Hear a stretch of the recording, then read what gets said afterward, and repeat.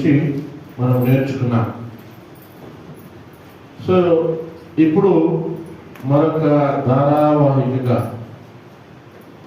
Okay Christmas సంబంధించినటువంటి మెసేజ్లు 7 వారాలు ఉన్నాయి ఇప్పుడు మనకి క్రిస్మస్ రానికి. ఓకే ఒక 7 మెసేజ్లు అవుతాయి. ఒక్కొక్క వారం ఒక్కొక్క విషయాన్ని మనం జ్ఞాపకం చేసుకునే ప్రయత్నం చేద్దాం. దేవునికి మహిమ. హల్లెలూయా హల్లెలూయా హల్లెలూయా. ఓకే మొదటిగా క్రిస్మస్ కావాలి అంటే, క్రిస్మస్ మనం జరుపుకోవాలంటే ఎవరో ఒకరు ఉండాలి కదా. బర్త్డే జరిగించాలంటే బర్త్డే చేసుకునే వాళ్ళు అంటే ఎవరో ఒకరు పుట్టి ఉంటే అతని బర్త్డే మనం చేసుకుంటాం. ఇక్కడ మనం క్రిస్మస్ పండుగకు వెళ్ళాలి అంటే అసలు ఎవరో ఒకరు కావాలి కదా. ఎవరు కావాలా?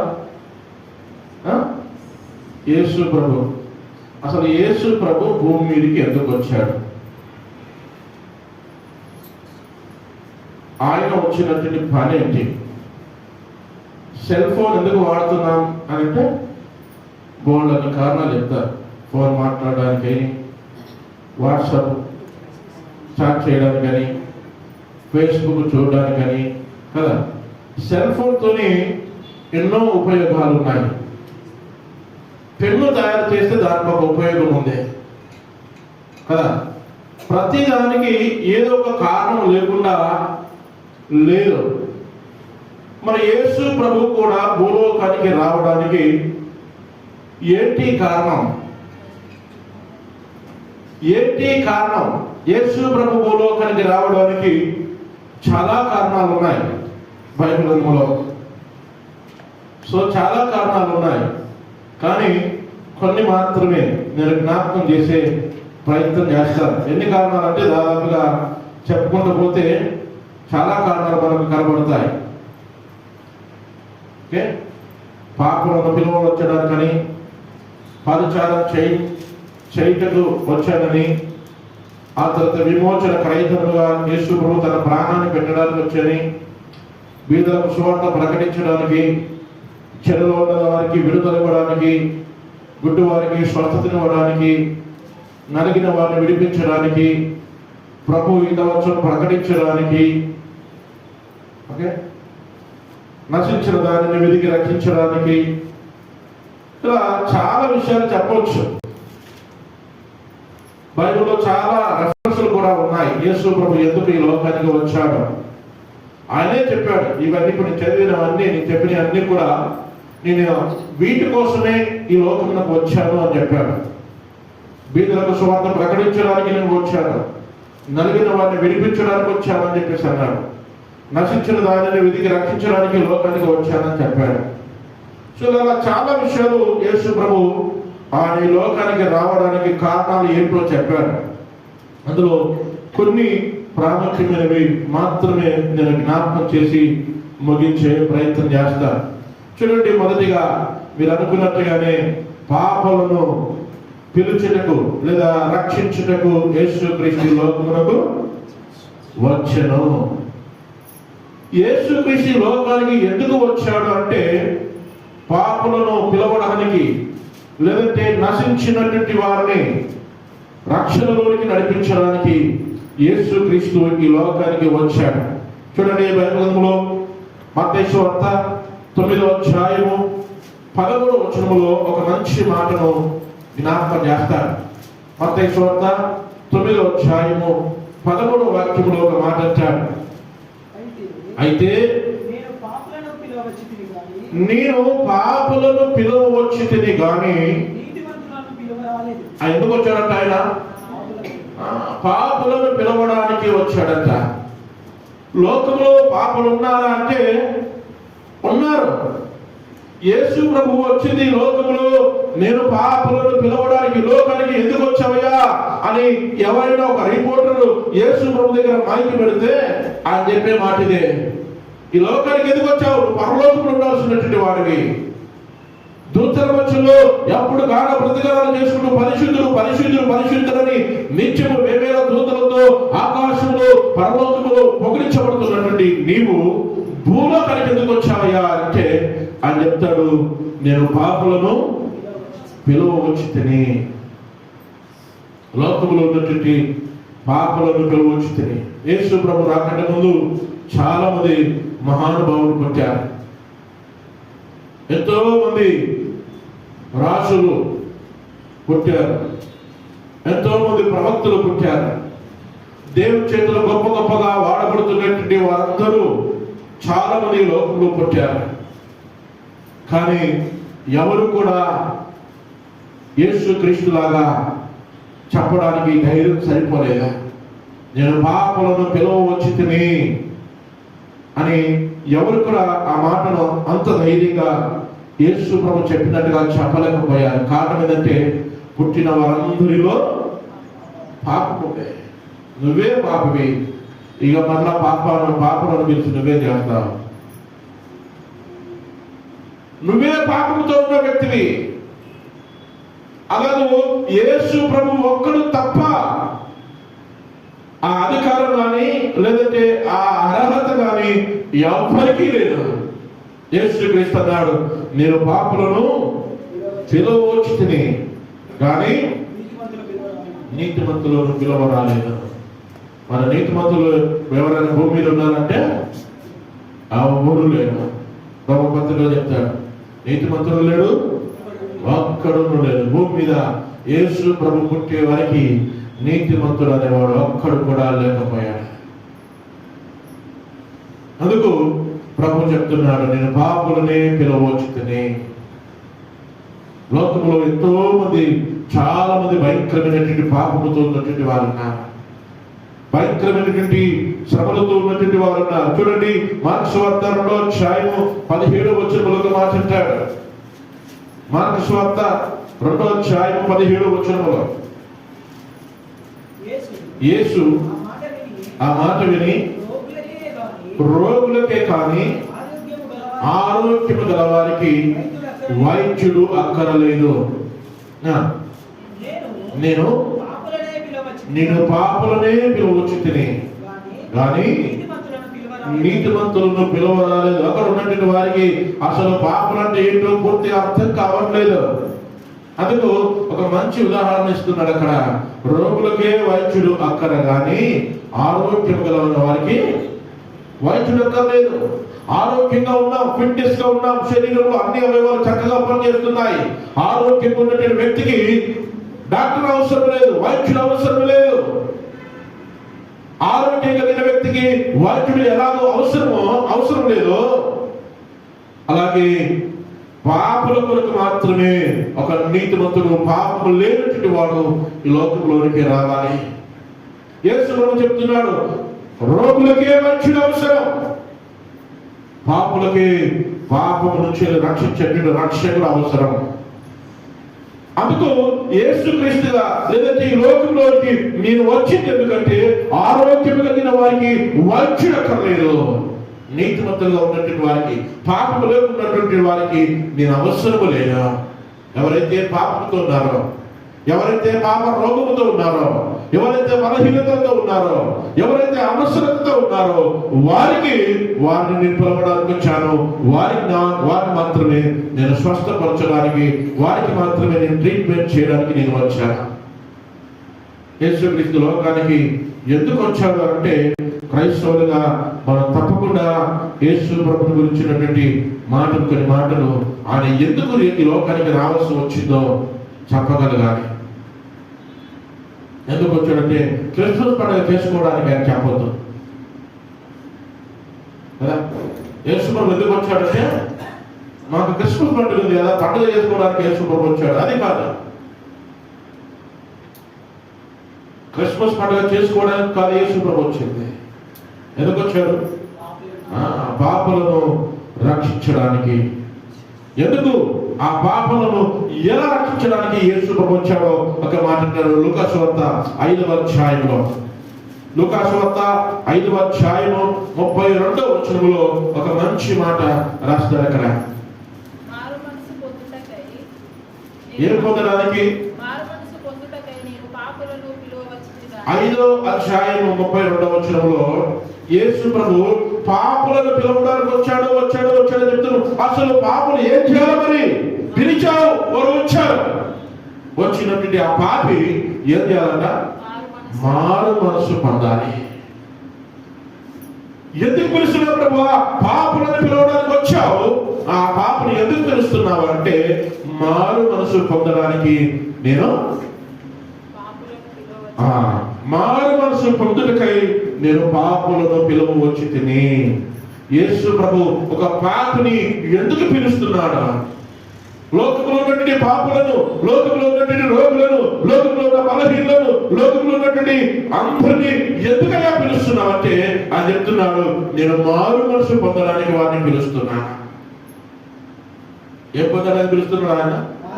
మారు మనసు పొందడానికి. లోకంలో ఉన్నటువంటి పాపులను పిలిచే ఉద్దేశం, యేసు ప్రభు పిలిచే పర్పస్ ఏంటంటే ఆ లోకంలో ఉన్నటువంటి వారు యేసు ప్రభు దగ్గరకు వస్తే వాళ్ళు ఏం జరగాల? మారు మనసు జరగాలి. నేను వారిని పిలిచేందుకు వచ్చినటువంటి వారు, నేను పిలిస్తే ఎవరైతే నా దగ్గరకు వచ్చారో వచ్చినటువంటి వారి జీవితంలో మార్పు ఉండాలి, వారి జీవితంలో మార్పు కలగాలి. అందుకోసమే నేను ఈ లోకంలోనికి వచ్చాను. యేసు ప్రభు దగ్గరకు వచ్చి ఆయన పిలిచాడు, ఆయన రక్షణలోకి నడిపించాడు అని చెప్పి మనం భ్రమపడుతున్నాం, సంతోషపడుతున్నాం. కానీ వచ్చినటువంటి వారిలో ఏముండాలంట? మారు మనసు ఉండాలి. మారు మనసు లేకపోతే అసలు ఆయన పిలవలేదా, లేదంటే నువ్వు సరిగా మారు మనసు పొందలేదా? లోపం ఎక్కడ? ఇప్పుడు యేసు ప్రభు పిలిస్తే వచ్చినటువంటి వారి లోపల ఏముండాలా? మారు మనసు ఉండాలా. మారు మనసు అంటే సమితి మనసు కాదు. మారు మనసు అంటే పాత జీవితం చచ్చిపోవాలా, పాత అలవాట్లు పోవాలా, పాత క్రియలు పోవాలా, పాత మాటలు పోవాలా. అది మారు మనసు. తర్వాత వచ్చేటువంటిది పాత జీవితం, ప్రాచీన స్వభావం చచ్చిపోవాలా. యేసు ప్రభు పిలిచినప్పుడు, యేసు ప్రభు నేను కనుక పిలిస్తే, యేసు ప్రభు నేను పాపిని నన్ను పిలిస్తే కనుక నా జీవితంలో నా పాప స్వభావం చచ్చిపోవాలా. అందుకోసమే యేసు ప్రభు నన్ను పిలిచింది, అందుకోసమే యేసు ప్రభు మిమ్మల్ని పిలిచేది, లోకంలో ఉన్న వారిని పిలిచేది. ఎందుకంటే మారు మనసు పొందడానికి. పాపను నూరికి పిలవాలా. రండి బాబు వచ్చేయి, నేను యేసు ప్రభు వచ్చాను, వచ్చేసాయి అని ఊరికి పిలవాలా. అని ఎవరైతే పిలిచాడో వారిలో ఏం కలగాల? మారు మనసు కలగడానికి పిలుస్తున్నాడు ఆయన. ఎందుకంటే లోకంలోకి వచ్చామంటే ఆ పాపిని పాపములో నుంచి మార్పు చెందించడానికి. వాళ్ళు పాపంలో బ్రతుకుతున్నారు, వారు భయంకరమైనటువంటి శోధనలో ఉన్నారు, భయంకరమైనటువంటి రోగంతో ఉన్నారు. వారిని పిలిస్తే దగ్గరకు వచ్చినటువంటి వారు వారికి మరలా రోగం ఉండకూడదు, మరలా వారి జీవితంలో పాపం ఉండకూడదు. వారి దగ్గరకు వస్తే కనుక వారికి వారి పాపములకు తూర్పుకు పడమరకు ఎంత దూరమో వారికి వారి పాపములకు అంత దూరం విసిరేస్తారు ఆ పాపాన్ని. అందుకు యేసు ప్రభు పాపములను పిలవడానికి వచ్చాడు. చూడండి, బైబిల్లో ఒక మాట నేను జ్ఞాపకం చేస్తాను. లూకాసు వార్తలో 19వ అధ్యాయం అక్కడ ఒక వ్యక్తిని యేసు ప్రభు పిలిచాడు. లూకాసు వార్త 19వ అధ్యాయం 5వ వచనం చదవాలి ఒకసారి. యేసు ఆ స్టోరీ మనందరికి బాగా తెలుసు. జక్కయ్య పొట్టివాడు. యేసు ప్రభు గురించి చాలా మంది చెప్తున్నారు. చెప్తా ఉంటే ఆ జక్కయ్య చాలా విన్నాడు యేసు ప్రభు గురించి. యేసు గురించి బాగా చెప్తున్నారు. ఆయన మంచి బోధ చేస్తున్నాడట, మంచి మంచి కార్యాలు చేస్తున్నాడట, గుడ్డి వారికి చూపిస్తున్నాడట, మగవారికి మాట్లాడిస్తున్నాడట, శాస్త్రులను పరిశీలనను చక్కగా వారితో మాట్లాడుతూ వారికి మంచి అవాక్కులు చవాకులు పిలుస్తున్నాడట. ఏవో గొప్ప గొప్ప కార్యాలు ఆయన గురించి వింటున్నాను, అసలు ఆయన ఎవరో నేను చూడాలనుకున్నాడు. అనుకుని మేడు చెట్టు ఎక్కాడు. మనందరూ తెలుసు ఆ స్టోరీ. మేడు చెట్టు ఎక్కాడు. ఆయనను చూస్తే సరిపోతుంది అనుకున్నాడు. యేసయ్య వచ్చింది ఎందుకు? పాపలను పిలవడానికి. జక్కయ్య పాపి అని యేసుప్రభుకు తెలుసు. పాపలు ఎక్కడెక్కడ ఉంటారో కూడా తెలుసు యేసుప్రభుకి. అందుకు ఆయన చూసి చక్కగా ఈ దాంట్లో పోతుందని తెలిసి మేడు చెట్టుకి కూర్చున్నాడు. చూసి చదివాను 5వ వచనం. యేసు ఆ చోటికి వచ్చినప్పుడు కనులెత్తి చూచి జక్కయ్య, ఎవరు పిలుస్తున్నాడు? ఓ పాపిని పిలుస్తున్నాడు.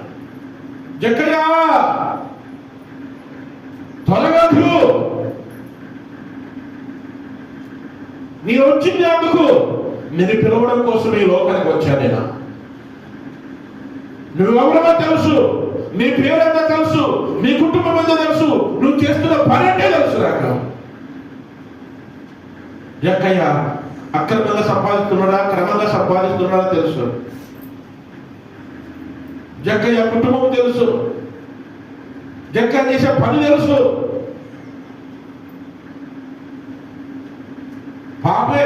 పాపి గురించి కూడా పూర్తిగా తెలుసు. యేసుప్రభుకి ఇన్ఫర్మేషన్ అంతా ఉంది ఆయన దగ్గర. జక్కయ్య త్వరగా దిగుము, నేను నీట ఉండవలసి ఉన్నది. జక్కయ్య యేసుప్రభు పిలిచాడు.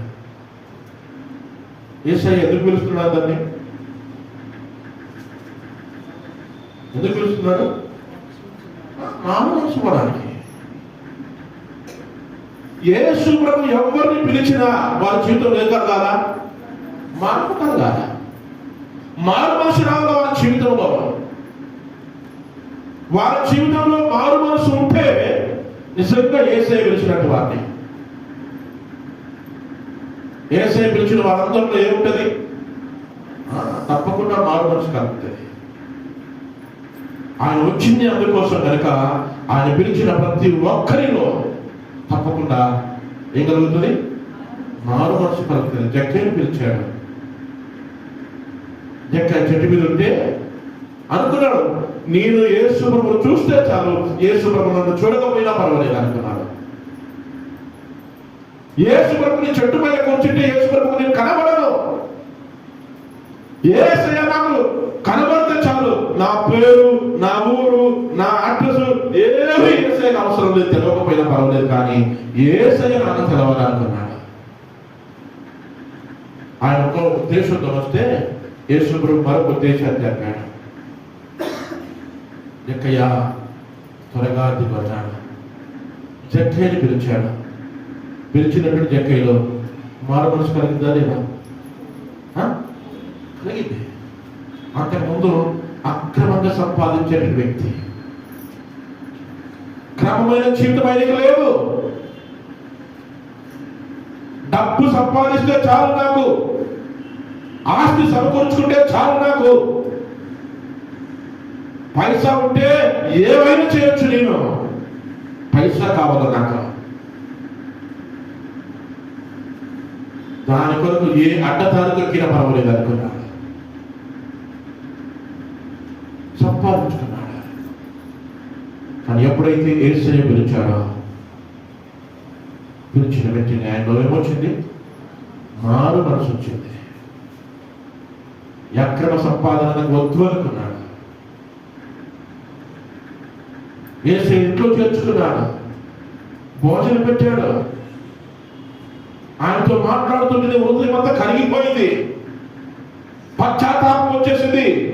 అయ్యా, నేను ఎవరి దగ్గరైతే అన్యాయంగా తీసుకున్నానో వారికి తిరిగి ఇచ్చేస్తాను. యేసు ప్రభు ఈరోజు నిన్ను నన్ను గనక పాపంలో నుంచి మనల్ని పిలిస్తే మనకేం కలగాల? యేసు ప్రభు ఈ లోకంలో వచ్చిందే అందుకు, నీకు నాకు మనందరికీ మారు మనసు కలగడానికి. మారు మనసు పొందుకున్నా, మారు మనసు వచ్చింది అని చెప్పి ఇంకా పాపములో జీవిస్తే, ఇంకా మోసంతో జీవిస్తే అసలు మనం పిలిచింది యేసయ్యనా సైతానా? ఎవరు పిలిచారు నిన్ను? యేసయ్య పిలిస్తే మరలా తిరిగి ఆ పాపంలోకి వెళ్ళదు కదా? ఎక్క వెళ్ళాడా? అలాగేదు. నిజమైన మారు మనసు వస్తుంది. యేసు ప్రభు లోకానికి వచ్చింది అందుకే, క్రిస్మస్ పండుగ చేసుకోవడానికి కాదా. నేను ఎవరినైతే పిలుస్తానో వారిలో మారు మనసు కలగాలి. ఉట్టి మారు మనసు కాదు, మళ్ళీ సమరస్త్రీలో కలిగింది మారు మనసు. మరలా తిరిగి పాపానికి వెళ్ళిందా? అలాగా. జక్కే పిలిచాడు, జక్కే తిరిగి మరలా అలా తీసుకురాడా? లేదు. నేను ఆ జీవితంలో యేసు ప్రభు కనుక ఉంటే, యేసు ప్రభు కనుక నన్ను పిలిస్తే, మీ జీవితంలో సరైనటువంటి మారు మనసు మన జీవితంలో ఉందా లేదా? ఇట్లాంటి క్రిస్మస్ పండుగలు ఎన్ని చేసుకున్నా సరైన మారు మనసు లేకపోతే యేసయ్య పిలిచాడా లేదా డౌట్ పడాలి. మనం ప్రభువా నిజంగా నన్ను పిలిచావా? పిలిస్తే నా జీవితంలో మార్పు రావాలా? చూడండి బైబిల్లో అదే లూకా సువార్త 15వ అధ్యాయం 4వ వచనాన్ని చదువుదాం ఒకసారి. 15:4.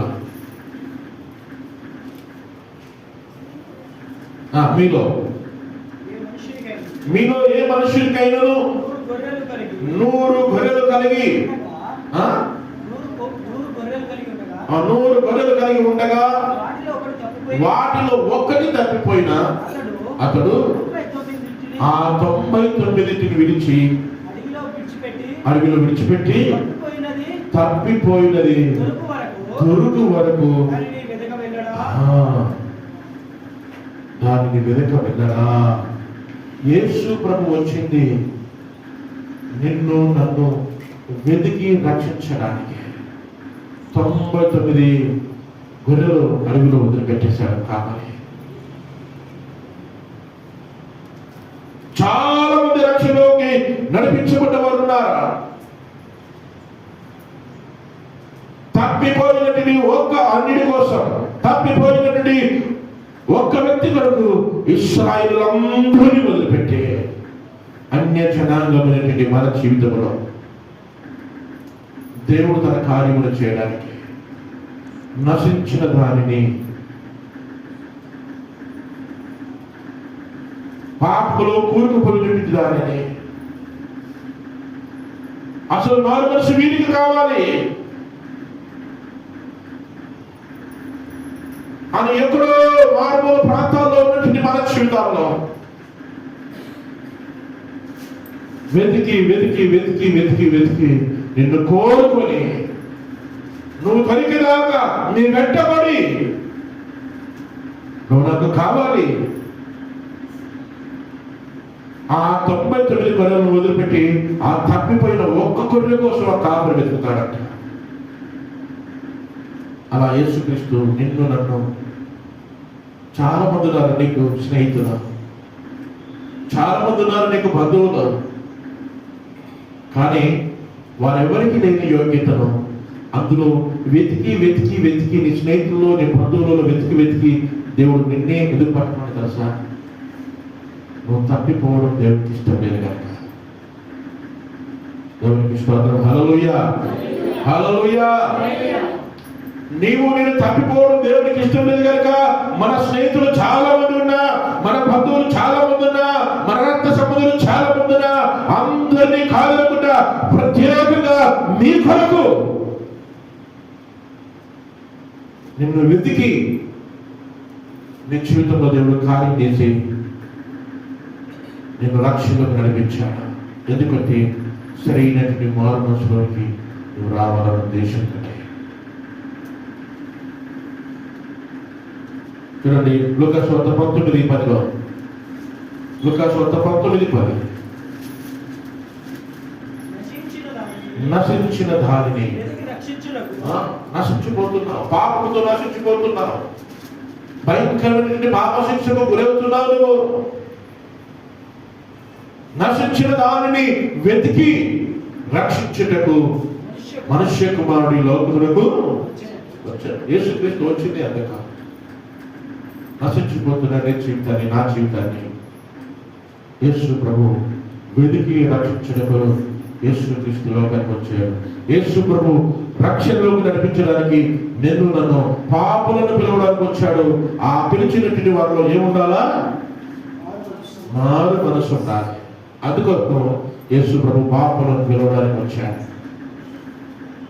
రెండో పాయింట్, యేసుక్రీస్తు వచ్చింది రెండో ఉద్దేశం. చాలా ఉద్దేశాలు ఉన్నాయి. సో రెండో ఉద్దేశం ఏంటంట? ధర్మశాస్త్రమును నెరవేర్చడానికి వచ్చాడు ఆయన. ఏం చేయడానికి? ధర్మశాస్త్రమును నెరవేర్చడానికి యేసయ్య లోకానికి వచ్చాడు. అసలు ధర్మశాస్త్రం ఎందుకు ఇవ్వాల్సి వచ్చింది ఇంతకీ?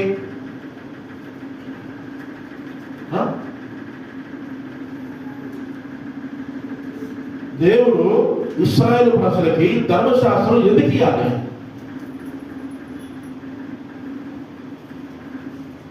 ఆదామును తయారు చేసినప్పుడు ధర్మశాస్త్రం ఉందా? లేదు. ఆదాము నుంచి ఆది కర్మ అయిపోయేదాకా ధర్మశాస్త్రం లేదు. నిర్గమకాండంలో కూడా లేదు కదా, ఎక్కడో మధ్యలో వచ్చింది ధర్మశాస్త్రం. ఇశ్రాయేలు ప్రయాణంలో కదా, ఇశ్రాయేలు ప్రయాణంలో ధర్మశాస్త్రం వచ్చింది సినాయి కొండ పైన. అప్పుడు దాకా ధర్మశాస్త్రం లేదు. అప్పుడు ఎందుకు ఇవ్వాల్సి వచ్చింది దేవుడు అంటే, దేవుడు తయారు చేసినటువంటి మనిషి పాపముతో కొట్టకు పడుతున్నాడు. దేవుని యొక్క ప్రేమను కానీ, దేవుని యొక్క శిక్ష కానీ, దేవుని యొక్క ఆజ్ఞను కానీ తెలుసుకోలేకపోతున్నాడు. ఆదాము దగ్గర నుంచి అపరాధం చేసి మనుషులు తప్పిపోతూ దేవునికి ఇష్టానుసారంగా జీవించకుండా భయంకరంగా వారికి వారే సృష్టికి బదులు సృష్టిని పూజిస్తూ వెచ్చలుగా జీవిస్తున్నప్పుడు తన ప్రజలైనటువంటి వారికి దేవుడు ఒక ధర్మశాస్త్రం ఇచ్చాడు, ఒక నీతి, ఒక నియమమును, ఒక పద్ధతిని పెట్టాడు. ఇది ఇశ్రాయేలులో మీరు నా ప్రజలుగా మీరు దీనిని పాటించాలి మన ఆజ్ఞలు ఇచ్చాడు. ధర్మశాస్త్రం పదార్థాలు ఇచ్చాడు ధర్మశాస్త్రంలో. ఇశ్రాయేలుగా నా ప్రజలుగా మీరు నా బిడ్డలుగా నేను మీకు దేవుడిగా ఉన్నందుకు దీన్ని మీరు పాటించండి అని చెప్పాడు ఇశ్రాయేలుకి. ఇశ్రాయేలు ఏం చేయాలా? పాటించాలి. ఆ ధర్మశాస్త్రము చాలా కఠినమైనటువంటి ఆజ్ఞలను దేవుడు ఇచ్చాడు. అందులో కొన్ని దేవునికి సంబంధించినటువంటి ఆజ్ఞలు, కొన్ని ఇశ్రాయేలులకు మనుషులకు సంబంధించిన ఆజ్ఞలు ఇచ్చాడు. చెప్పాడు దేవుడు, అరే నేను తప్ప వేరే దేవుడు ఉండకూడదు, దేవుని రూపంలో దేవుని కూడా తయారు చేసుకుని నేను పూజ చేయకూడదు.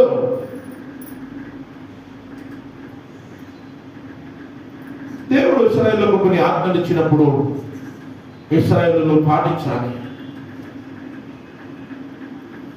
ఆ పాటించకుండా, ఆ ఇశ్రాయేలు ఆజ్ఞలను పాటించకుండా ఇంకా ఆజ్ఞలు ఇచ్చినా, ధర్మశాస్త్రం ఇచ్చినా ఆ ధర్మశాస్త్రాన్ని సంపూర్ణంగా నెరవేర్చలేదు వారు ఎవరు కూడా.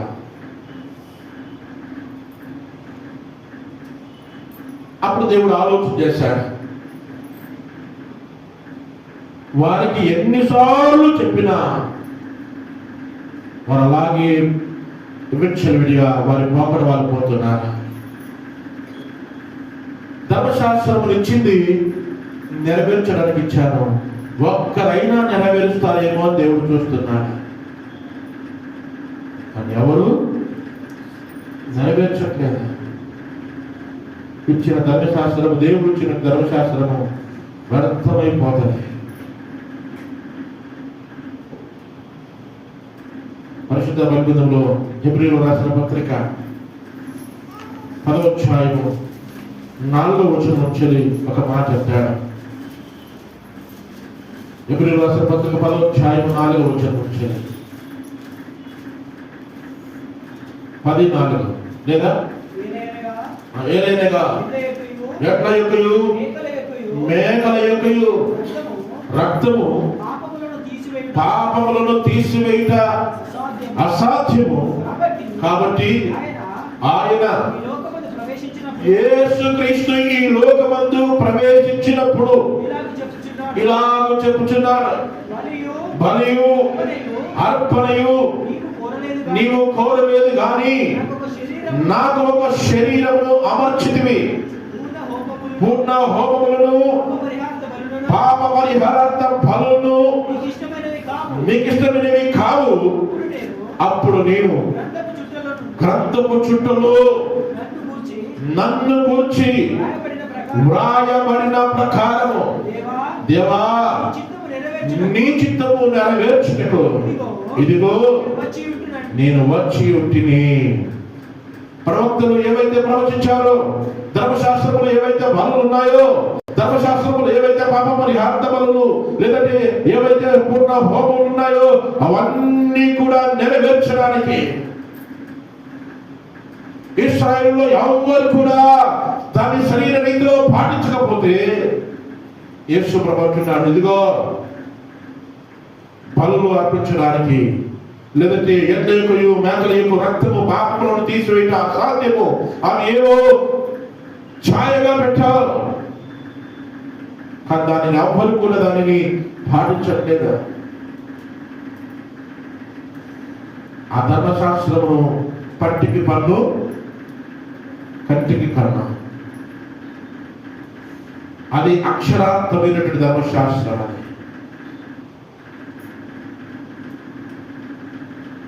అది తప్పకుండా పాటించాలి. పాటించకపోతే మరణశిక్ష పొందాలి. నీ తల్లిని సన్మానించుకో, నువ్వు దీర్ఘాయుష్యుడమతో అవుతావు. ఒకవేళ ఎవరైనా తండ్రిని దూషిస్తే ఏం కావాలా? ధర్మశాస్త్రం ప్రకారం ఏం కావాలా? రాళ్ళు తీసుకుని పట్టబడి చంపకూడాలి.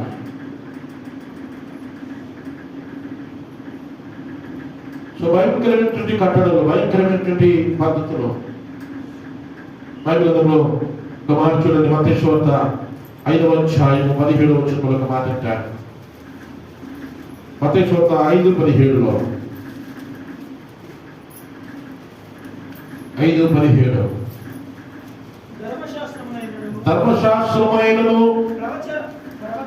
ప్రవక్తల ప్రవచనములైనను కొట్టివేయవచ్చునని తలంచవద్దు, నెరవేర్చుటకే గాని. ధర్మశాస్త్రమును అందులో ఏదైతే ఉందో అది తూచా తప్పకుండా ప్రతి అక్షరము, ఆ 10 ఆజ్ఞలు, ధర్మశాస్త్రములో రాయబడిన ప్రతి విధి విధానాలన్నీ కూడా నేను నెరవేర్చుటకే వచ్చింది కానీ కొట్టివేయటకు నేను రాలేదు. మనుషులు ఎవరు కూడా ఆ ధర్మశాస్త్రమును నెరవేర్చలేదు. కానీ మానవుల తరపున, ఈ లోకములో నుండి ప్రతి మానవుడి తరపున ఆ ధర్మశాస్త్రమును, ప్రవక్తల ప్రవచనములను నేను నెరవేర్చుటకే వచ్చాను కానీ కొట్టివేయటకు.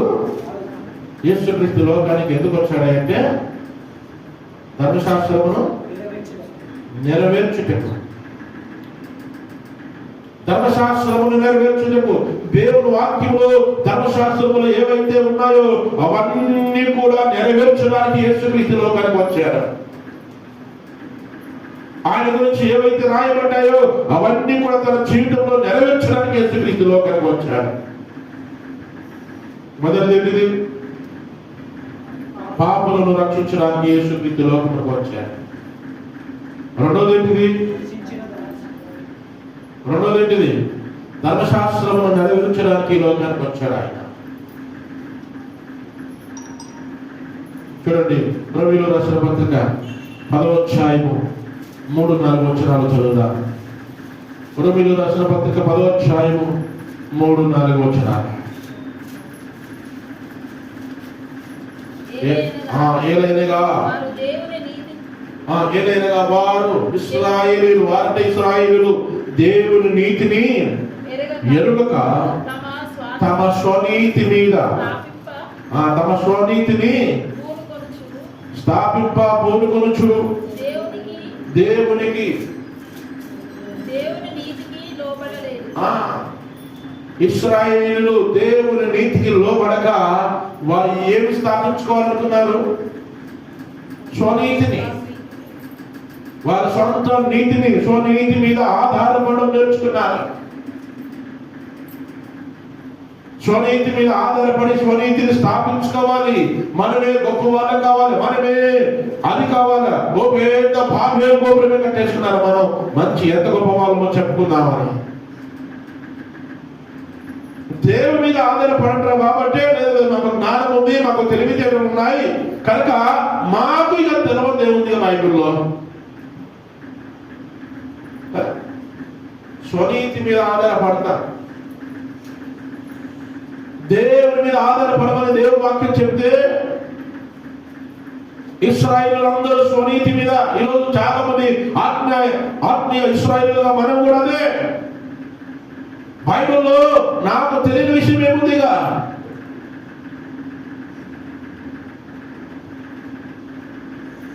నాకు తెలుసు బైబిల్ గురించి. ఇశ్రాయేలీయులకు 10 ఆజ్ఞలు తెలియదా? తెలుసు. ధర్మశాస్త్రం తెలియదా? తెలుసు. కానీ తెలిసి వారు దానికి లోపడట్లేదు,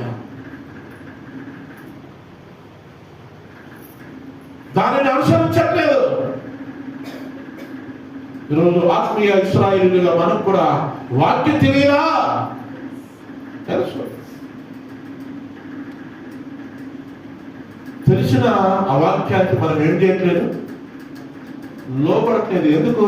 మన స్వనీతి మీద మనం ఆధారపడుతున్నాం. వాక్యాన్ని మనకు ఇష్టమైన రీతిలో అర్థం చేసుకుంటున్నాం. వాక్యాన్ని మనకు అనుకూలంగా మలుచుకుంటున్నాం.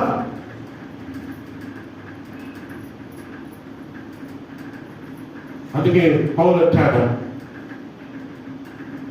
మనుషులు దురద చెవులు గలవారి తమకు అనుకూలమైన బోధకులను వారు ఏర్పాటు చేసుకుంటున్నారంట. వారికి అనుకూలంగా ఎవరైతే వాక్యం చెప్తారో వాళ్ళ ఆలోచన తగ్గట్టుగా ఎవరైతే వాక్యం చెప్తారో ఈ అయ్యగారు బాగా చెప్తున్నారు కనుక అయ్యగారి దగ్గర మనం మంచిగా నేర్చుకోవచ్చు.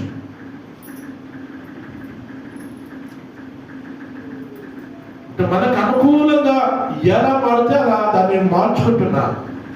స్వనీతి మీద ఇశ్రాయేలీయులకు వాక్యం తెలియదని కాదు, కట్టడలో తెలియవని కాదు, కానీ దేవుని నీతి మీద ఆధారపడకుండా వారు ఏమో దేని మీద ఆధారపడుతున్నారు?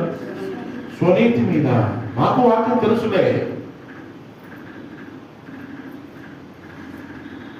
మాకు వాక్యం తెలుసు, కానీ తెలిసినటువంటి వాక్యం మీద మనం ఆధారపడుతున్నామా? వాక్యం ప్రకారంగా జీవిస్తున్నామా? ఇశ్రాయేలీయులది లేదా? యేసు ప్రభువు అన్నాడని మీరు వాక్యం తెలుసు కానీ వాక్యం ప్రకారం జీవించట్లేదు, ఆజ్ఞలు తెలుసు కానీ ఆజ్ఞలు పాటించట్లేదా?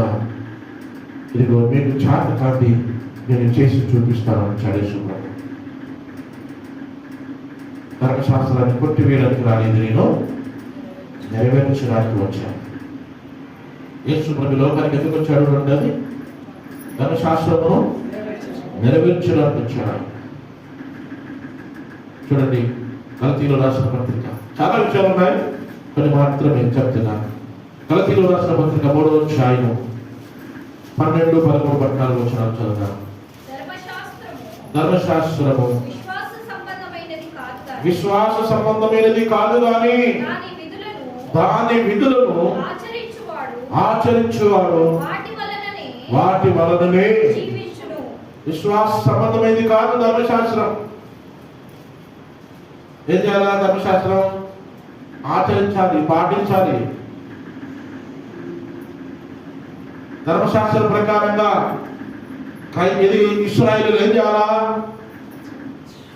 విని విశ్వాసం వచ్చుడే కాదు, విశ్వాసం ఉంచడానికి అందులో ఏమి లేదు.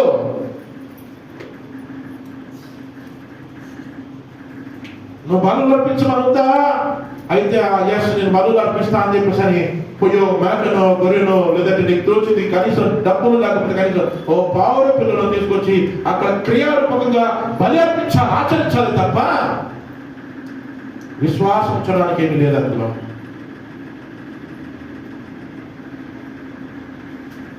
ధర్మశాస్త్రం అలాంటిది. యేసు ప్రభు ధర్మశాస్త్రమును నెరవేర్చి దాని కాస్త విశ్వాసములకు మనల్ని డైవర్ట్ చేశాడు. యేసు యందు విశ్వాసం ఎవరైతే ఉంచుతారో చదువులేరు.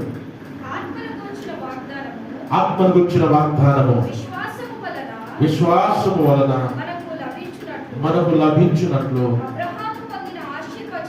అబ్రహాము పొందిన ఆశీర్వచనము క్రీస్తు యేసు ద్వారా అన్యజనులమైన మనకు కలుగుటకై క్రీస్తు మన కోసము శాపమై మనలను ధర్మశాస్త్రము యొక్క శాపము నుండి విమోచించెను.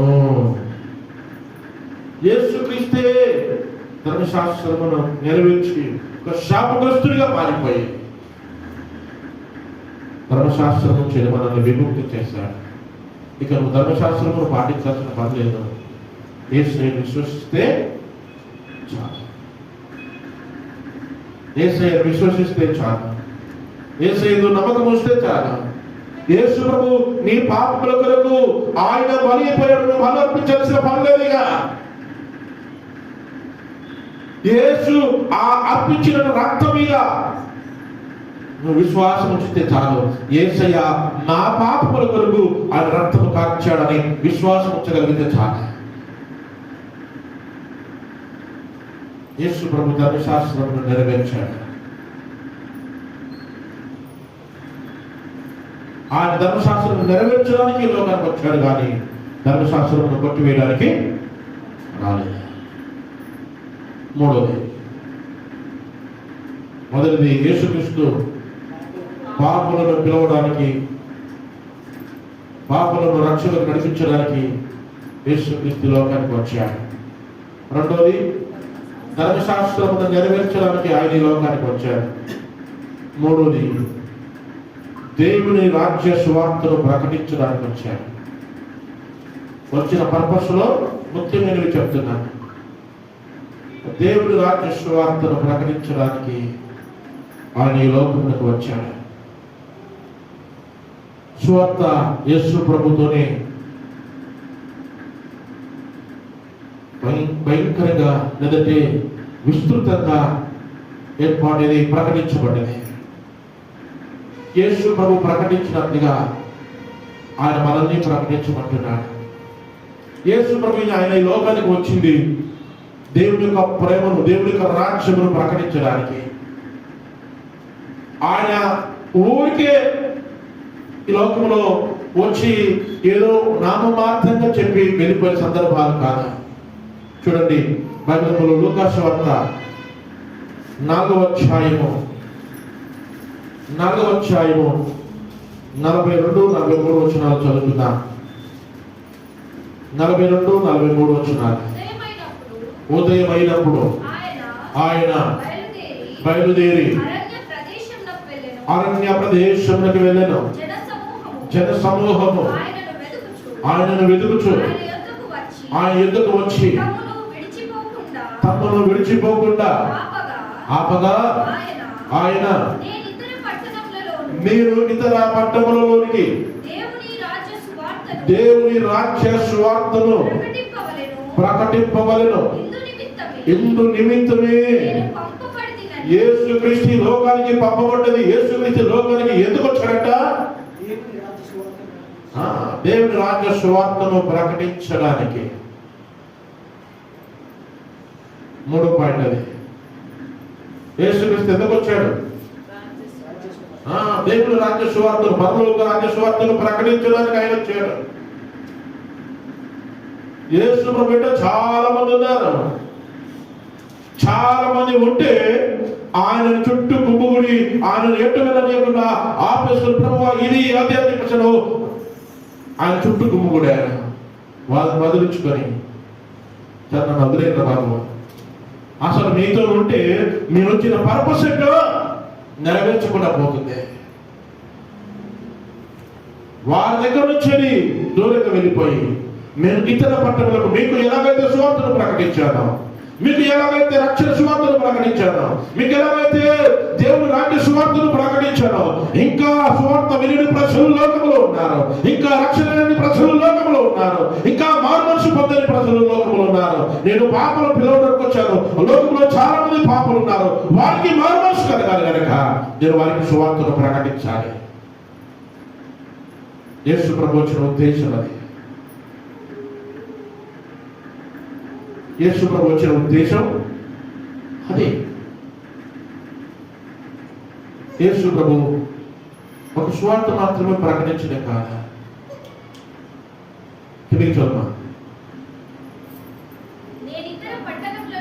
నేను ఇతర పట్టణములలోను దేవుని రాజ్య సువార్తను ప్రకటింపవలెను. ఇందు నిమిత్తమే నేను పంపబడుతున్నది వారితో చెప్పాను. ఎంత నిమిత్తం యేసు ప్రభు వచ్చింది? రాజ్య సువార్తను ప్రకటించడం కొరకు. యేసుక్రీస్తు నిన్ను నన్ను రక్షణ నడిపించింది ఎంత నిమిత్తం? ఇప్పుడు రక్షణ పాత్ర వహించిపోవడానికి. అంతేనా?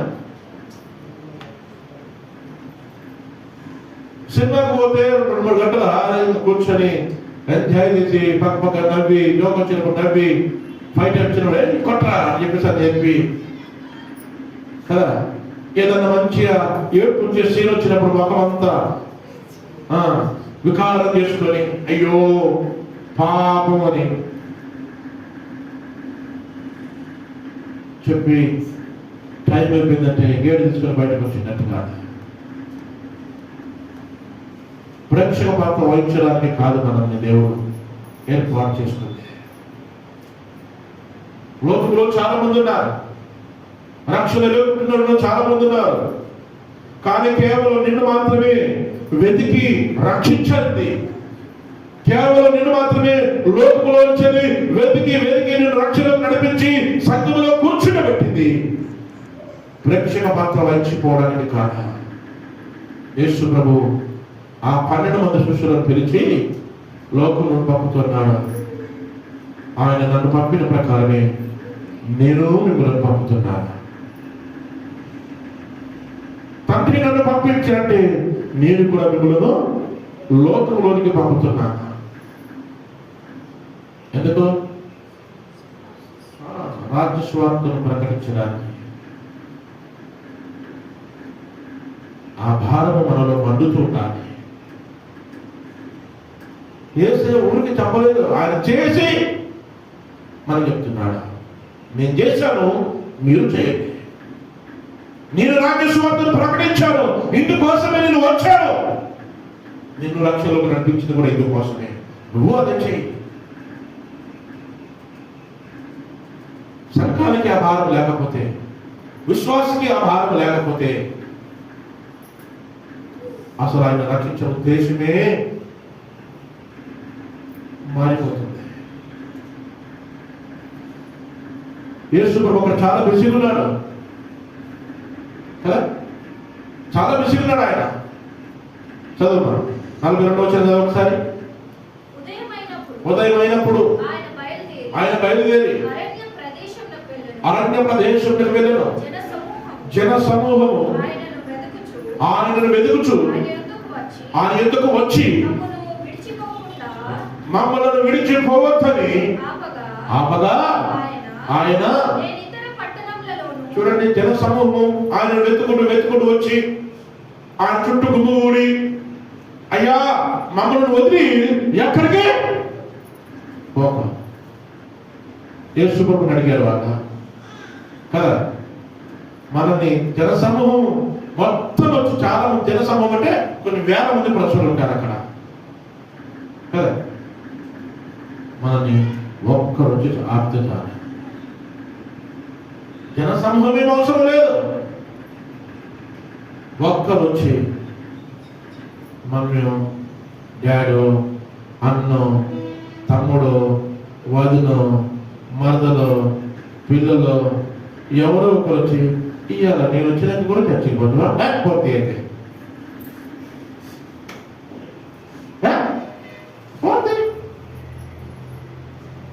యేసు ప్రభు జన సమూహం ఆపితే కూడా ఆగలా.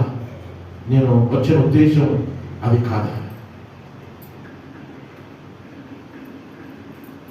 అరే వాళ్ళకు సువార్త ప్రకటించకపోతే వాళ్ళు ఈ జన సమూహం ఉన్నారు కదా, వీళ్ళనైనా మంచిగా పర్ఫెక్ట్ చేస్తా. మన బాధ అదే. ఇప్పుడు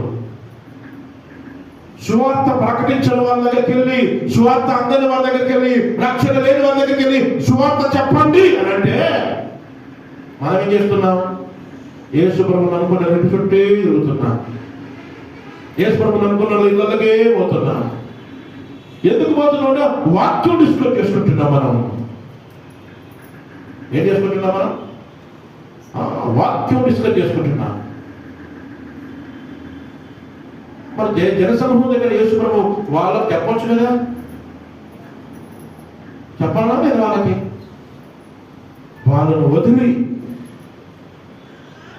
వెళ్ళనియండి, మీరు వేరే పట్టణానికి వెళ్ళాలి, వారికి దేవుని రాజ్యం గురించి చెప్పాలి.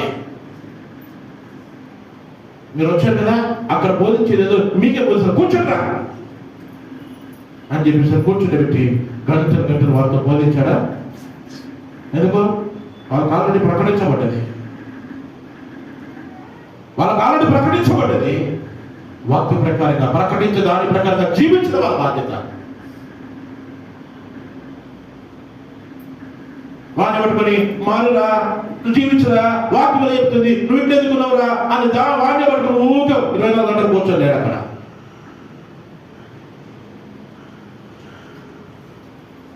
జన సమూహము, అయ్యా మమ్మల్ని వదిలి వెళ్ళొద్దు, మాకు డౌట్లు ఉన్నాయి, మాకు అనుమానాలు ఉన్నాయి, వాక్యంలో నువ్వు చెప్పిన బోధన మాకు చాలా అనుమానాలు ఉన్నాయి, మాకు అర్థం కావట్లేదు, దయచేసి మాకు వివరం చెప్పవా, మమ్మల్ని పిలిచిపోలేము. అవునా కదా? ఓకే, కూర్చో, అయితే కూర్చో. నీ డౌట్ అన్న పక్క పెట్టరా, నేను సువార్త ప్రకటించాలి, అన్ని చోట్ల దగ్గరికి వెళ్ళాలి, వాక్యం తెలియని వాళ్ళ దగ్గరికి వెళ్ళాలి. పాపంలో జీవిస్తున్నారు వాళ్ళు, వాటిని అగ్నిలోకి లాగినట్టుగా లాగాలి. అది నా బాధ్యత.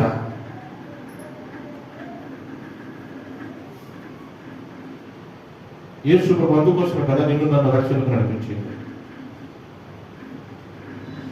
మరి మనం ఏం చేస్తున్నాం?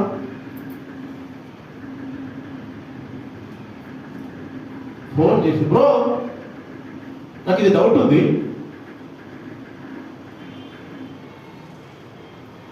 మీ జీవితాంతం డౌట్ ఎట్లా ఉంటాయి మనకి. ఇక ఎందుకంటే మనం తోమను చూస్తున్నాం కదా, మన స్వార్థ ప్రకటించింది తోమ కదా. తోమకి అనుమానం పక్షప్పుడు యేసు ప్రభు ఆ చేతులు ఏలు పెడితే తప్ప నేను చూడను. అదే అనుమానం, అవే డౌట్లు మనకి ఎప్పుడు జీవితాంతం చచ్చగా ఉంటాయి. ఈ డౌట్లు పో. యేసు ప్రభు జన సమూహం ఆపితే కూడా ఆగకుండా నేను వెళ్ళి వారికి ఏం చేయాలా? ఆ రాజ్య స్వార్థకు ప్రకటించాలి. అది నా బాధ్యత.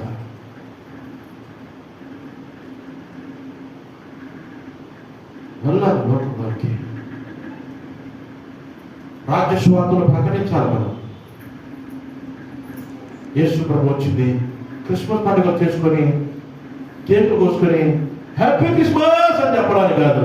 ఈ క్రిస్మస్కి ఎంత మందిని నువ్వు రక్షణకు నడిపించడం అని అడిగితే ఏం చెప్తావు? నేను వచ్చిన ఉద్దేశం సువార్త ప్రకటించడానికి కదా, మరి నిన్ను రక్షించిన ఉద్దేశం అందుకోసమే. ఎంతమందికి ఈ పోయిన క్రిస్మస్ నుంచి ఈ క్రిస్మస్ వరకు సువార్త ప్రకటించి రక్షణకు నడిపించావు అంటే ఏం చెప్తావు? మా వాడికి బాగా డౌట్ ఉన్నాయి, వాళ్ళ డౌట్ క్లియర్ చేయడానికే నాకు సంవత్సరం అయిందా, ఇంకో సంవత్సరం కూడా వాళ్ళకి మరో డౌట్లు వస్తాయి. జీవితాంతా డౌట్ చేసుకుంటుండేగా.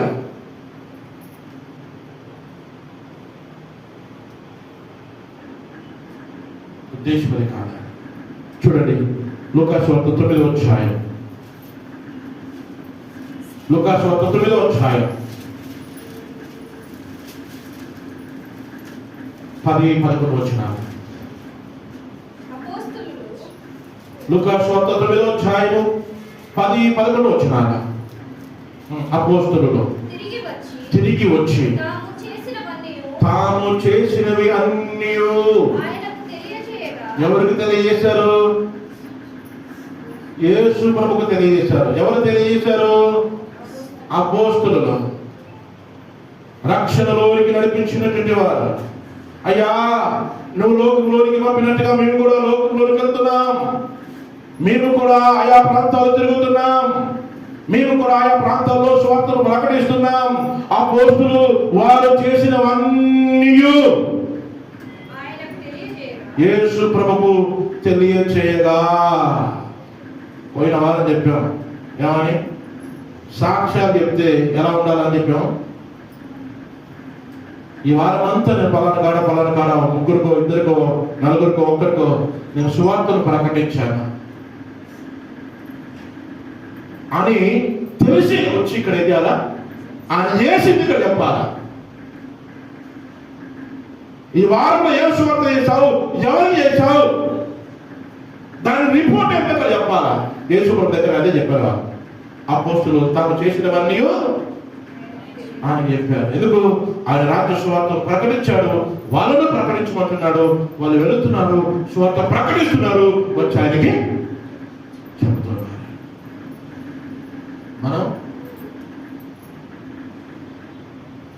మన సాక్ష్యాలు ఏముంటున్నాయి? ఇప్పుడు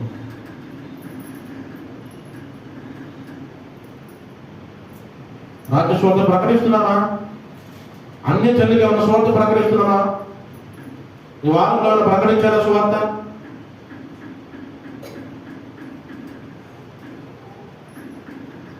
మన బాధ్యత అది.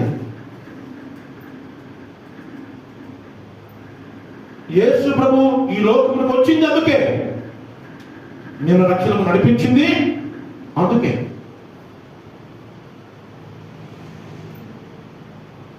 ఊరికే మూడు కూడా తిరిగి సపడకూడమని కాదు. నీ పరిధిలో నువ్వు చేయగలిగిన స్థితిలో స్వార్థం చేయి. ఆయన రాజ్యం గురించి ప్రకటించు. యేసుక్రీస్తు మరణ పునరుత్థానం గురించి ప్రకటించు. అది నీ బాధ్యత. ఎవరు దొరుకుతారు సార్ నేను చెప్తామంటే ఎవరు అసలు అందుబాటులోకి వస్తలేరు. ఒక పని చేయి, చికెన్ తీసుకొచ్చి వాళ్ళు నిండు భోజనం పెట్టి ఒక పూట వాళ్ళు తింటాడే సువార్త చెప్పు. ఇటు యేసు ప్రేమను పాటించినట్టుంటది. సువార్త అందించిన వ్యక్తి అవుతా పోతూ పెద్ద 100 రూపాయలు చికెన్. అప్పుడన్నా రారా? భోజనం ఇస్తారా? తినడానికి రారా? అంటే మనం తినడానికి ఎక్కడ తినవుతారు కదా. ఒక పూట భోజనానికి భోజనం పెట్టి వారు తింటా ఉంటే వారి పక్కన కూర్చొని యేసు ప్రభు గురించి చెప్పు.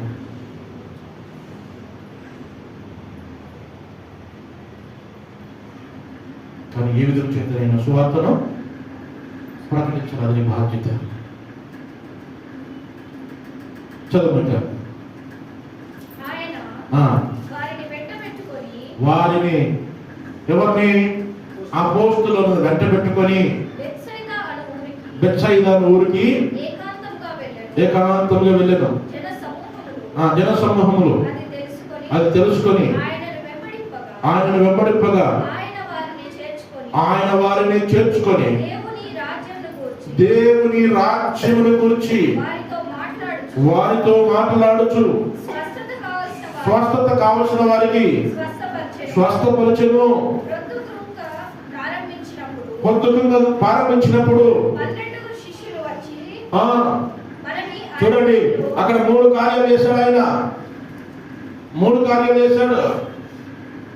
వాళ్ళ శిష్యులను, ఆ అపోస్తలులను వెంట పెట్టుకొని వెళ్ళాడు. ఒకటి, దేవుని రాజ్యం గురించి ప్రకటించాడు. రెండోది, ఎవరికైతే అనారోగ్యం ఉన్నారో వారికి స్వస్థతనిచ్చాడు. మూడోది, వారికి భోజనం పెట్టాడు. ఏం పెట్టాడు వారికి? భోజనం పెట్టాడు. ఊరికి యేసు ప్రభువుని చెప్తే వినరు కొన్నిసార్లు కొంతమంది. ఏం చేయాలా? ఒక పూట భోజనం పెట్టాలా చెప్పేది అదే. లేదా చాయ్ స్నాక్స్ మొత్తానికి ఇంటికి పిలిపించి ఇంట్లో కూర్చొని పెట్టి ఓ చాయ్ ఇచ్చో, ఓ స్నాక్స్ ఇచ్చో, లేదంటే భోజనం పెట్టో ఆ ప్రేమను అలా వ్యక్తపరుస్తూ ఆప్యాయంగా ప్రేమతో వారికి చెప్పాల్సిన వచ్చారు. అది కూడా చేత కాకపోతే మీ జీవితం దేవుడికే ఇవ్వాలి. కానీ ఏ విధంగానైనా ఏం చేయాలా? యేసు ప్రభు వచ్చిన ఉద్దేశం ఏంటి? మూడోది, రాజ్య సువార్తను ప్రకటించడానికి వచ్చాడు. చాలా విషయాలు చెప్పడానికి ఓకే కొన్ని మాటలు జ్ఞాపకం చేసి ముగిస్తారు. నాలుగోది యేసు ప్రభు వచ్చిన ఉద్దేశం ఏంటో. నాలుగోది విరోధం పెట్టడానికి వచ్చాడు, గొడవ పెట్టేయడానికి వచ్చాడు. యేసు ప్రభు దేనికి వచ్చాడు? నిజమే, దేనికి వచ్చాడు? విరోధం పెట్టడానికి వచ్చాడు. అగ్ని వేయ వచ్చి తిని అంటాడు. విరోధం పెట్టడానికి వచ్చాడు మీకు. చూడండి మత్తయి సువార్త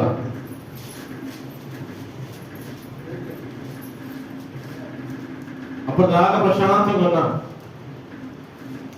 ఇన్ని రోజులు బాగున్నాం. పాస్టర్ సువార్త చెప్పమన్నావు, మాకు లొల్లీలు స్టార్ట్ అవుతున్నాయి. కావాలి, లొల్లీలు స్టార్ట్ అయితేనే మంచిది. మత్తయి సువార్త 10వ అధ్యాయం 34-35 వచనాలు. 34-35 వచనాలు. నేను భూమి మీదికి సమాధానమును పంపవచ్చునని క్రైస్తవులారా, అంతా మనకు సమాధానమే జరుగుతుందని తలాంచకుడి. ఖడ్గమునే గాని సమాధానమును పంపుటకు నేను రాలేదు. ఏ పంపడానికి వచ్చాడట ఆయన? ఖడ్గమును. భూమి మీద మనకేదో సమాధానం దొరుకుతుంది, మనం హ్యాపీగా ఉంటాం, సంతోషంగా ఉంటాం, యేసు ప్రభు నమ్ముకుంటే ఎగిరి గంతులేస్తాం అని భ్రమపడి వచ్చారేమో, అందుకే ఇంత సుఖంగా ఉన్నారు. యేసు ప్రభు దగ్గరికి వచ్చినటువంటి ఉద్దేశం, యేసు ప్రభు లోకానికి వచ్చిన ఉద్దేశం ఏంటంటే భూమి మీద సమాధానం ఇవ్వడానికి కాదు, ఖడ్గమునే కానీ సమాధానం ఇవ్వడానికి రాలేదు. అంటే విరోధం పుట్టియడానికి వచ్చాడు యేసు ప్రభు. విరోధం పుట్టియడం 35 వచ్చిన చదువు. ఒక మనుషునికి వాని తండ్రికి కుమార్తెకును ఆమె తల్లికి కోడలికి ఆమె అత్తకును విరోధము పెట్టవచ్చి తిని. ఏం పెట్టవచ్చిండ? అత్త గొడవల మధ్య సమాధానం ఉంచడానికి వచ్చిందా? తల్లి గొడవల మధ్య సమాధానం ఉంచడానికి వచ్చాడా? తల్లి బిడ్డల మధ్య సమాధానం ఉంటుందా? ఉంచడానికి రాగా ఆయన. దేవుని విషయమైన మాట్లాడితే అన్నే నీకు వ్యతిరేకం కావచ్చు. దేవుని విషయం మాట్లాడితే నీ తల్లిదండ్రులే నీకు వ్యతిరేకం కావచ్చు. యేసు ప్రభు భూమి మీద సమాధానం ఇవ్వడానికి కాదు, విరోధం పుట్టియడానికి వచ్చాడు. నువ్వు యేసు ప్రభు గురించి మాట్లాడితే కుటుంబములు కానీ, బంధువుల మధ్యలో కానీ, స్నేహితుల మధ్యలో కానీ ఏమొస్తుంది? విరోధం వస్తుంది. నాకు ఏం విరోధం రావట్లేదు అంటే నువ్వు చెప్పట్లేదు. మా అమ్మకు నాకు ఏ విరోధం లేదు అంటే నువ్వు సరిగా చెప్పట్లేదు. మా భార్య భర్తల మధ్యలో ఏం విరోధం లేదు అంటే మీరు వాక్యానుసారంగా జీవించట్లేదు. వాక్యానుసారంగా జీవిస్తే రోజు ఫైటింగ్ కావాలా? ఏం కావాలా? రోజు ఫైటింగ్ కావాలా? ఎవరికొరు తొందరపడమంటారు, ఎవరికొరు లేటు వద్దామంటారు. ఆయన ఛాయ పడుతాడు, ఇవో ప్రార్థనలో కూర్చుంటుంది. ఇవన్న ఛాయ పెడితే ఆయన పడిపోతా అంటాడు కదా. అన్ని విషయాలు మాట్లాడితే బాగుంటారు. యేసుని కోరుకొచ్చారికి మగవాన్ని తెచ్చి పెట్టుకుంటారు. యేసు ప్రభు గురించి నువ్వు ఎక్కడైతే ప్రకటిస్తావో మీ సహోదరుల దగ్గర, అన్నదమ్ముల దగ్గర, అక్కచెల్లెల దగ్గర ఎక్కడ ప్రకటించు. వాళ్ళంత తొందరగా నేను రుసులు చేసుకోరు, నీకు విరోధులు అవుతారు.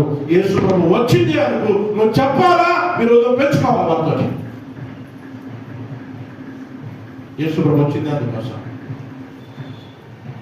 మా ఇంట్లో యేసు ప్రభు నమ్ముకుని ఫస్ట్ నేనే యేసు ప్రభు నమ్ముకున్నాను. బాప్టిజం తీసుకున్నాను. మా అమ్మకు బాగా భక్తి. కొబ్బరికాయలు చేస్తే కొడితే చేయంతా వాపు వచ్చేది, కొట్టి కొట్టి అదిరి కొబ్బరికాయ కొడితే చేయి అదిరేది. చీపురు పట్టి ఉడవాలంటే కూడా ఉడవకపోయేది. నేనే చీపురు పట్టి ఉడవాలా, పెంట తీసుకొచ్చి వాకిలి అలుగు చల్లాలా, ముగ్గులు కూడా వేసేది నేనే. నా ముగ్గులు వచ్చు, వేసాను నేను. ఓకే, ముగ్గులు కూడా వేసేవాడిని, గోలు తెరవాడిని, బట్టలు పెట్టేవాడిని, అన్నీ చేసేవాడిని, అన్నీ చేసేవాడిని. ఎందుకంటే మా అమ్మ పరిస్థితి అక్కడ ఉండేది. నేను యేసుప్రభు నమ్ముకున్న తర్వాత వాళ్ళు ఏ దేవుడు చేసినా నాకు వేరే వంట, చికెన్ వేరే సపరేట్ తీసుకొచ్చారు, నాకు వేరే వంట చేసి వాళ్ళందరూ వేరే వంటకొని తినేవాళ్ళు. ఒకరు చూసి చూసి చూసి మా ఇద్దరికి, మా అమ్మకు, నాకు, మా నాన్నకు విరోధం స్టార్ట్ అయింది. వాళ్ళు ఉన్నట్టుండి చక్కగా 2 జతల బట్టలు, నా సర్టిఫికెట్లు ఒక బ్యాగ్లో పెట్టుకుని బయట పెట్టుకున్నా. ఏంద్రా అన్నారు, ఇంటికి పోతున్నా అన్న. ఎందుకు అన్నారు, నాకు ఇంట్లో ఉండడం ఇష్టం లేదన్నా. ఎందుకు అన్నారు, వాడు చూస్తే ఆ ఫోటోలు ఉంటా, ఆ ఫోటోలు ఉంటే నేను ఉంటా, నేనుంటే ఆ ఫోటోలు ఉండొద్దన్నా. లొల్లి స్టార్ట్ అయింది. ఇంట్లో నేను ఉంటే ఆ ఫోటోలు ఉండదు, ఆ దేవుడి ఫోటోలు ఉండదు ఇంట్లో. మా అమ్మ నాకు చెప్పి ఫుల్ ఫైటింగ్. నమ్ముంటే నీకేమైందిరా, అది ఉంటే నాకు మనసులో పడలేదు. పోతా నువ్వు పోతే మాకు మనసులో పట్టలేదు అని వాళ్ళు. అయితే మరి ఏం కావాలా, అవి కావాలి తీర్చుకో. పొద్దున 9:30, 10 గంటలకు నేను బయట లొల్లి స్టార్ట్ అయితే మా పక్కనే ఊర్లో మా అక్క ఉంటుంది. ఇప్పుడు చనిపోయిందంటే పెళ్ళి అక్కడ ఉంటుంది. వాళ్ళ కబురు పంపి మా అక్కను బావిద్దరు వినిపించారు. వాడు చెప్తే వింటాడు, కనీసం మీరు వచ్చి చెప్పండి. మా అక్క బావ చాలాసేపు బతలాడాడు. వెళ్ళ సాయంత్రం 4 అవుతుంది. అరే అవి ఉంటే నిన్నేమంటుందిరా, నీ రూమ్ నీకే సపరేట్, అలాగ పోకు. లేదు లేదు, అవి ఉంటేనే ఉందా, ఓకే అవి ఉంచుకుంటే నేను వెళ్ళిపోతా. అవి కావాలా నేను కావాలా డిసైడ్ చేసుకోండి. చివరికి లొద్ది పెట్టుకొని పెట్టుకొని పెట్టుకొని చివరికి వాళ్ళే సమాధానపడి వాడు కోపంతో ఉన్నాడు. 4 రోజులు తీసి పక్కకు పెట్టుండి ఆ తర్వాత మనసు మంచిగా ఎదురుతా మనసుకుని పెట్టుకోండి అంటారు. మా అక్క బావ మా అమ్మకి మా నాన్నకి సమాధానం చెప్పారు. సరేనా తీసి పక్క పెడతాం తీయని చెప్పేసి వారి మీద టవల్ కప్పే ప్రయత్నం చేశారు. టవల్ కప్పు కదా, అవి నాకు ఏంటి అని నేను ఒక సంచి అంతా తీసుకొని సంచి వేసుకొని తీసుకెళ్తే బయట పడేసిన. అప్పుడు వాళ్ళకు నాకు కొంచెం కొద్ది రోజులు ఏమనైతుందేమో వీడు దేవుళ్ళను తీసి ఏమనైతుందో అని భయపడ్డాను. ఇంక దారిలో ఉన్నా, హ్యాపీగా ఉన్నా. యేసుప్రభు గురించి నా స్నేహితులు చెప్తే చీదరించుకున్నారు. ఇప్పటికి కొంతమంది బంధువులు ఉన్నారు. వాళ్ళు ఏ ఫంక్షన్ పిలిచినా నేను ఒక్కడే చెప్తాను, యేసుప్రభు నమ్ముకోండి, నేను మీ ఇంటికి వస్తా, ఏ పక్క పెట్టి వస్తా, ప్రతి నెలకు ఒకసారి వచ్చి మీ ఇంట్లో ప్రార్థన పెడతా. సొంత మా అక్క బిడ్డ, మామయ్య అమ్మ నాన్న లేరు, చిన్నప్పటి నుంచి సాధావు, మా పిల్లలకు ఫంక్షన్ చేసుకుంటున్నావు, రా యేసు ప్రభు నమ్ముకుంటూ వస్తా. రాను పోలే ఫంక్షన్కి,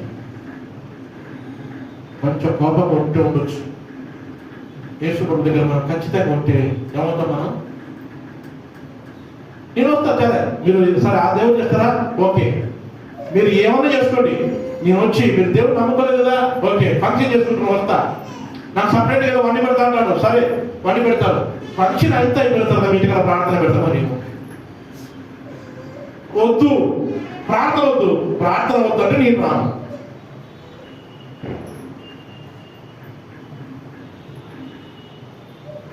మనకు యేసు ప్రభు విరోధం పెట్టడానికి వచ్చానంటాడు ఆయన. ఎప్పుడైనా వచ్చాడంట చూడండి ఒకసారి,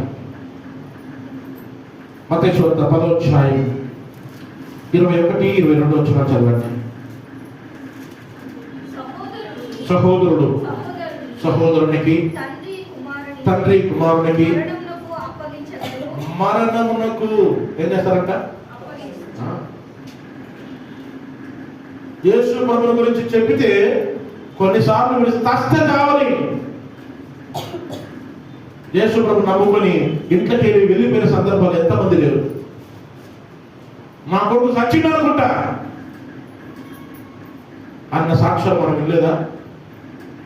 యేసు ప్రభు నమ్ముకున్న పాపానికి విధవను కుటుంబం నుంచి వెలివేయబడుతున్నారు. తండ్రి కుమారుడికి, కుమారుడు తండ్రికి మరణానికి అప్పగిస్తారు. యేసు ప్రభు నమ్ముకున్నారు అని చెప్పేసి ఆ వృద్ధ తల్లిదండ్రులను అనాథాశ్రములు వేసినటువంటి కొడుకులు లేక ఇక్కడ ఉంటూ దేవుడు చర్చ అంటాడు, ఇది తీసుకుని సపరేట్గా ఓల్డ్ ఏజ్ వెళ్తే పని అయిపోతుంది. యేసు ప్రభు గురించి నువ్వు ఖచ్చితంగా నిలబడితే ఇలాంటి విరోధాలు మనకు స్టార్ట్ అవుతాయి. యేసు ప్రభు గురించి నువ్వు ఖచ్చితంగా నువ్వు వాక్యం గురించి చెబితే, యేసు ప్రభు గురించి, పరలోకం గురించి, యేసు ప్రభు యొక్క రక్షణ గురించి, ఆయన మరణ పునరుత్థానం గురించి చెబుతూ ఉన్నప్పుడు రకరకాల వ్యతిరేకత, రకరకాల అసహించుకోవడం, దూరం పెట్టడం, హేళన చేయడం జరుగుతూ ఉంటుంది. మనం సంతోషించాలి తప్ప బాధపడకూడదు. యేసు ప్రభు చెప్పారు, మీకు విరోధం పెట్టడానికి వచ్చారు, నువ్వు నా గురించి చెప్తావా అయితే నీకు విరోధం స్టార్ట్ అవుతుంది. అయితే నువ్వు నా గురించి చెప్తున్నావా నీకు విరోధం స్టార్ట్ అవుతుంది. నిన్ను అసహించుకుంటారు, నిన్ను చీదరించుకుంటారు, నీకు డబ్బులు ఇచ్చేవాడు ఇవ్వరు. ఎందుకు? నువ్వు నా నామాన్ని భరిస్తున్నావు కదా. యేసు ప్రభు వచ్చింది ఎందుకు? విరోధం పెట్టడానికి, కయ్యాలు పెట్టేయడానికి, గొడవలు పెట్టేయడానికి. యేసు ప్రభు వచ్చిన ఉద్దేశం అది. నువ్వు సరైన రీతిలో ఉంటే గొడవలే స్టార్ట్ అవుతాయి. చూడండి చివరిగా మత్తయి సువార్త 10వ అధ్యాయం 36 వచ్చిన చదవండి ఒకసారి. 10:36. ఒక మనుషుని ఇంటి వారే అతనికి శత్రువులగుదురు. ఎప్పుడు? వాక్యానుసారంగా ప్రవర్తిస్తూ ఉన్నప్పుడు, వాక్యానుసారంగా జీవిస్తూ ఉన్నప్పుడు. కేసు ప్రభు నమ్ముకున్నావు, నువ్వు నమ్ముకోలేదా ఏంటి? నేను ఒక్కడే పోతున్నావా, నేను పోతలేమా అని భార్య అనొచ్చు, పిల్లలు అనొచ్చు, భర్త అనొచ్చు. జన్మ అనేది దేవుడేనా? అసలు నువ్వే పాత్ర అయిపోయినట్టున్నావుగా.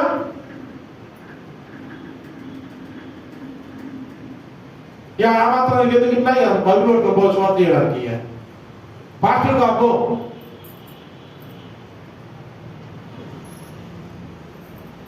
ఆయన చెప్పేటోళ్ళు లేరా?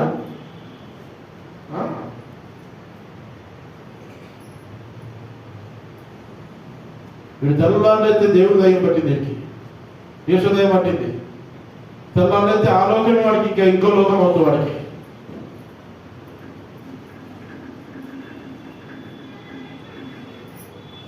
సొంత ఇంటి వారే వాక్యానుసారంగా బ్రతకడానికి ఇష్టపడితే సొంత ఇంటి వారే, నీ భార్య కావచ్చు, నీ పిల్లలే కావచ్చు, నీ భర్తే కావచ్చు, వ్యతిరేకులు అవుతారు. యేసు ప్రభు అది చేయడానికి వచ్చాడు.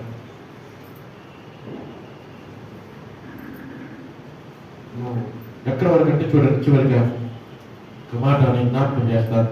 యోహాను సువార్త 15వ అధ్యాయం 18 నుంచి చదవండి సార్. 15 15 chapter 18 verse. లోకము మిమ్మును ద్వేషించిన యెడల మీకంటే ముందుగా నన్ను ద్వేషించెదరు. మీకంటే ముందుగా లోకం ఈరోజు మిమ్మల్ని ద్వేషిస్తుందా? నీ సొంతటి వారు నిన్ను అవమానపరుస్తున్నారా? నీ స్నేహితులు, నీ బంధువులు నిన్ను ద్వేషిస్తున్నారా? కించపరుస్తున్నారా? హేళనగా మాట్లాడుతున్నారా? అయితే యేసు ప్రభు చెప్తున్నాడు, మీకంటే ముందుగా నన్ను ద్వేషించింది, మీకంటే ముందుగా నన్ను అవమానపరిచింది, మీకంటే ముందుగా నన్ను ద్వేషించింది, హేళన చేసింది, నన్ను కించపరిచింది. ఎవరు వాళ్ళు? యేసు ప్రభుతో తిన్నటువంటి వాళ్ళే. యేసు ప్రభు బోధ చేస్తే పొలోగులు వచ్చారు, రొట్టెలు తిన్నారు మంచిగా. ఆయన ఎక్కడ పెడితే అక్కడ భోజనం చేశారు వచ్చి.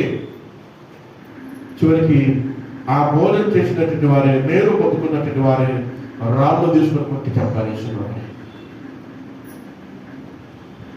కదా. భోజనం చేసినటువంటి వాళ్ళే రాళ్ళు తీసుకుని కొట్టారు యేసు ప్రభు మీద. నీతో మేలు పొందుకున్నటువంటి వారు, నువ్వు స్వార్థ చెప్తే అక్క బాగైందక్క అని చెప్పేటువంటి వాళ్ళే. నువ్వు యేసు ప్రభు చెప్తే అన్న ఇప్పుడు మంచిగా అని చెప్పినటువంటి వాళ్ళే. మరొక రోజు వస్తే వాళ్ళు నిన్ను హేళన చేస్తారు, దూషిస్తారు, కించపరుస్తారు, అవమానపరుస్తారు. ఎందుకంటే యేసు ప్రభువును ద్వేషించింది లోకము, ఆయన ద్వేషించింది కనుక మనల్ని కూడా ద్వేషిస్తుంది. యేసు ప్రభు వచ్చింది 4వ ఉద్దేశం ఏంటి?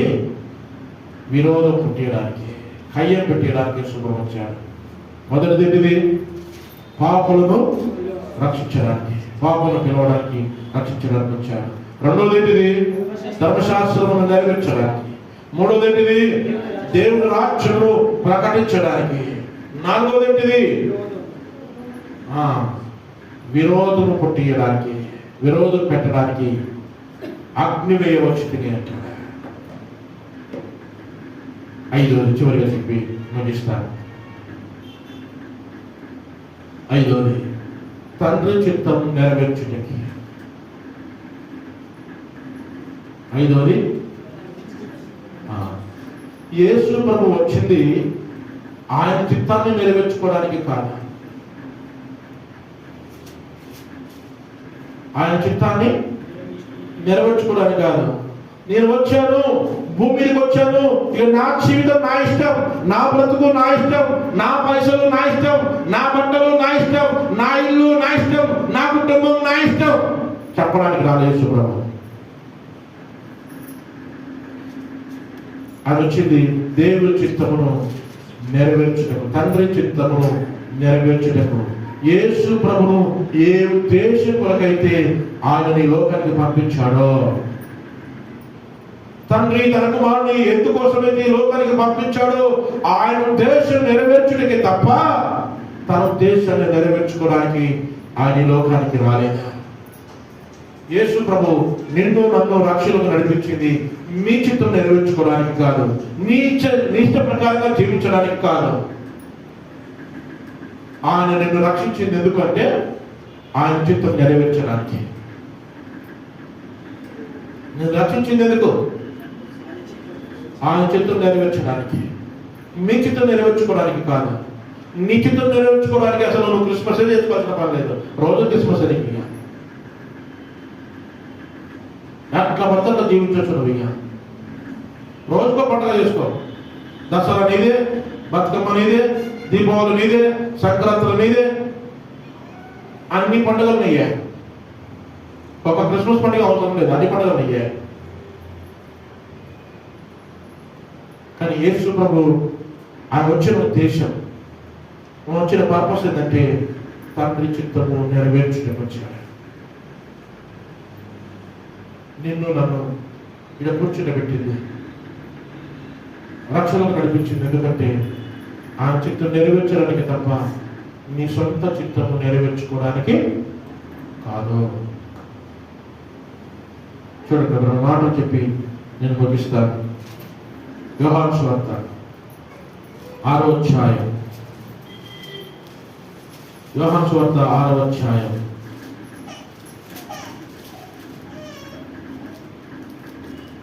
38వ వచనం చదువుదాం.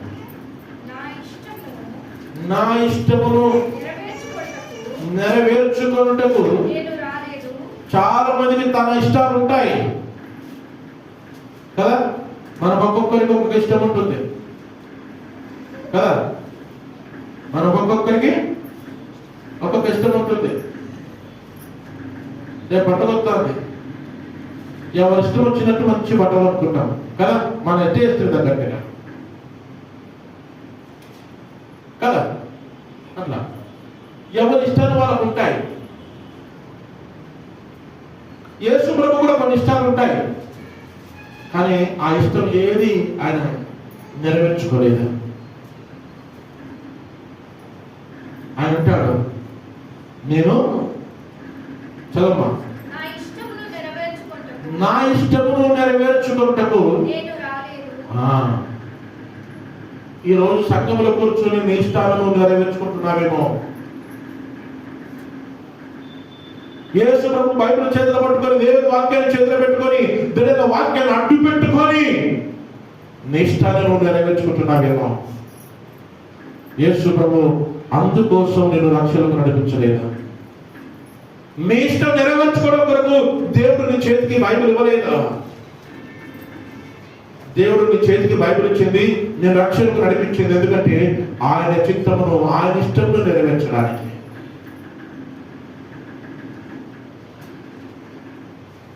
నీ ఇష్టం కాదు, ఎవరిష్టం? దేవుడి ఇష్టం కాదు. నీ జీవితంలో, నీ కుటుంబంలో నీ ఇష్టం కాదు. రాసుకుంటాం, యేసుక్రీస్తు ప్రభువునకు అధిపతి. కానీ ఆయన అధిపతి కానీ ఆయన ఇష్టం ఉండదు. ఆ ఇంటికి అధిపతి ఆయనే అని రాసుకుంటాం బోర్డు, కానీ ఆ ఇంట్లో ఆయన ఇష్టం. పేరు అక్కడ పెట్టాము అక్కడికి వచ్చే నా ఇష్టం జరగాలి అక్కడ కదా. నా ఇల్లు అక్కడ నా ఇష్టం జరగాలి ఇక్కడ. నీ ఇష్టం కాదు ప్రభా. జస్ట్ పేరు కట్ట పెట్టారు, ఎందుకంటే మనం చూస్తే అరే యేసు ప్రభు ఇంటికి అధిపతి అనుకోవాలా. కానీ అసలు అధిపతిని నేను, నువ్వు కాదు. చెప్పుకోవడానికి మాత్రం నువ్వే. ఊరు పేరు నీది, ఊరు నాది. పేరు నీది, ఊరు నాది. నా ఇష్టం నెరవేర్చుకుంటున్నామా? నీ ఇంట్లో ఎవరిష్టం నెరవేర్చబడుతుంది? నీ జీవితంలో ఎవరిష్టం నెరవేర్చబడుతుంది? నీ జీవితంలో యేసుక్రీస్తు చిత్తమే నెరవేర్చబడుతుందా? తండ్రి చిత్తం నీ జీవితంలో జరుగుతుందా? తండ్రి చిత్తం నీ ఇంట్లో జరుగుతుందా?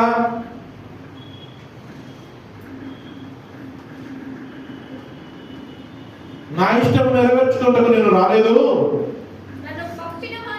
నన్ను రక్షణలోకి నడిపించిన వారి చిత్తం, నా చేతికి బైబిల్ ఇచ్చినటువంటి వారి చిత్తం, నా చేతికి జీవవాక్యమును దేవుడు ఇచ్చాడు. దేవుడి చిత్త ప్రకారంగా నన్ను రక్షణకు నడిపించింది ఆ యేసయ్య రక్తంలో నా పాపములు కడిగి నేను పరిశుద్ధపరచబడ్డాను కనుక ఆయన చిత్తం నెరవేర్చుటకు నేను లోకములో నుంచి సంఘములోకి వచ్చాను. లోకములో నుంచి సంఘములోకి వచ్చాను. సంఘములోకి వచ్చినటువంటి వారు మీ చిత్తం కాదు నెరవేర్చుకునేది. దేవుని చిత్తం నెరవేర్చాలి. దేవుని చిత్తం నెరవేర్చాలి. నీ ఇష్టం నెరవేర్చుటకు లోకములు ఉన్నప్పుడే సరిపోయింది. నీ ఇష్టం నెరవేర్చుటకు లోకంలో ఉన్నప్పుడు సరిపోయింది. నీ ఇష్టం. చూడండి, కొరింథీ పత్రికలో మాట్లాడతాడు. కొరింథీ పత్రికలో మాట్లాడతాడు.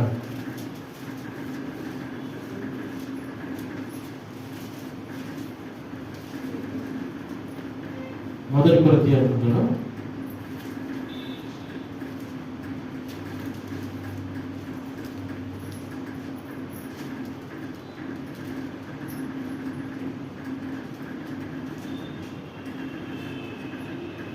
గతించిన కాలమే చాలా ఉంటుంది.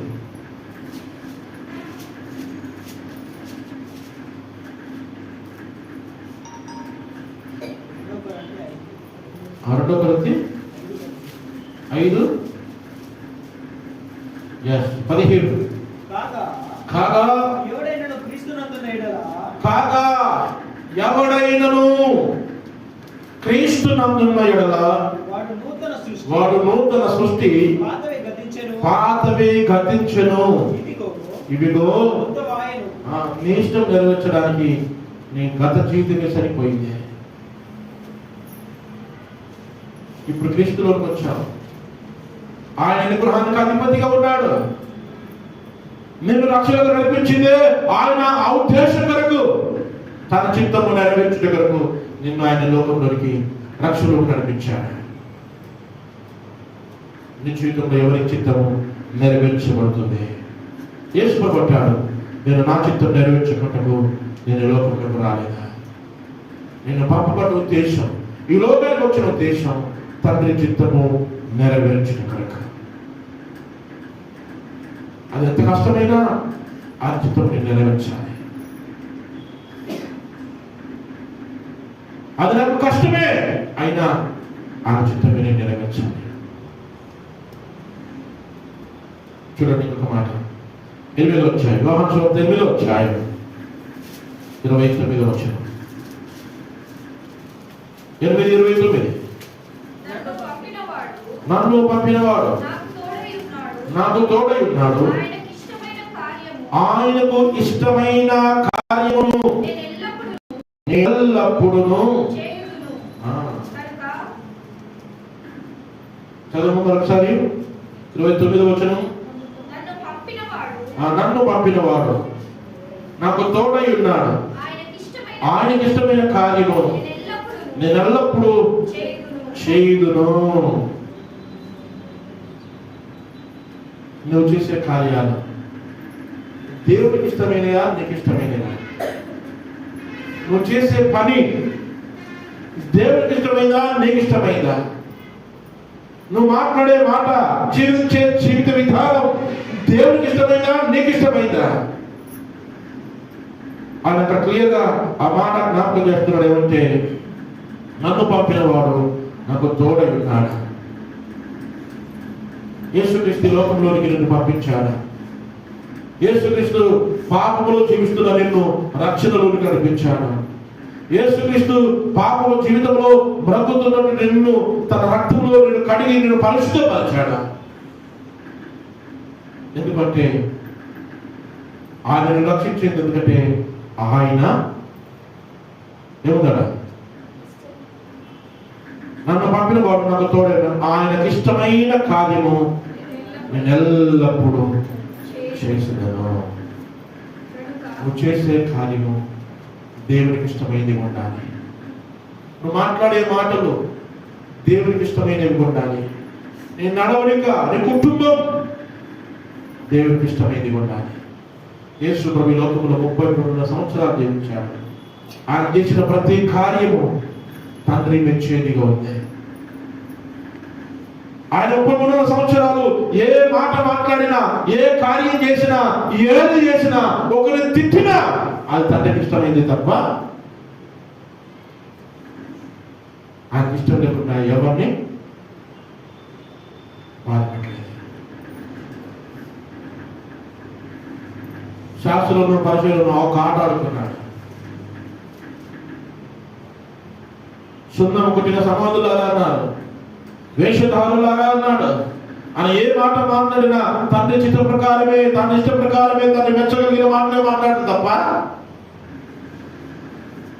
ఏది కూడా ఆయన సొంతగా మాట్లాడి ఎవరిని ఇబ్బందులకు గురి చేయలేదు. కనుక ప్రేమిన దేవుని పిల్లలారా, నీ జీవితంలో, నీ కుటుంబంలో దేవునికి ఇష్టమైన కార్యం జరుగుతుందా? దేవునికి ఇష్టమైన మాటలు మాట్లాడుతున్నావా? తండ్రి చిత్తము నీలో జరగాలి, నీ కుటుంబంలో జరగాలి. ఆయన వచ్చిన ఉద్దేశం అందుకోసమే. తండ్రి చిత్తము నెరవేర్చుకుని వచ్చాడు. తన ఇష్టం కాదు, తన ఇష్టాలన్నీ పక్కకు పెట్టాడు. అపోస్తలుడైన పౌలు ఉన్నాడు, తన ఇష్టమంతా పక్కకు పెట్టాడు. తన చదువు, తన జ్ఞానం అంతా పక్కకు పెట్టాడు. తన అధికారాన్ని పక్కకు పెట్టాడు. దేవుని చిత్తముని నెరవేర్చాలి. మరి నీ చిత్తంలో నీ అధికారము, నీ డబ్బు, నీ హోదా, నీ పలుకుబడి, వాటిని బట్టి నడుస్తున్నావా? లేదా దేవుని వాక్యానుసారంగా నీ జీవితం ఉందా? మనుషులను సంతోష పెట్టగలుగుతున్నావా? దేవుని సంతోష పెట్టగలుగుతున్నావా? ఎవరిని సంతోష పెట్టగలుగుతున్నావా? చివరికి ఒక మాట చెప్తున్నా, అదే యోహాను సువార్త 17వ అధ్యాయం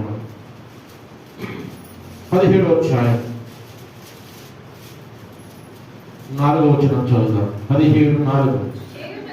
చేయుటకు నీవు నాకు ఇచ్చిన పని నేను సంపూర్ణముగా నెరవేర్చింది. దేవుడు చేయుటకు ఏదైతే యేసుక్రీస్తుకు పనిని అప్పగించాడో ఆ పనిని ఏం చేశాడంట? ఆయన సంపూర్ణంగా నెరవేర్చాడంట.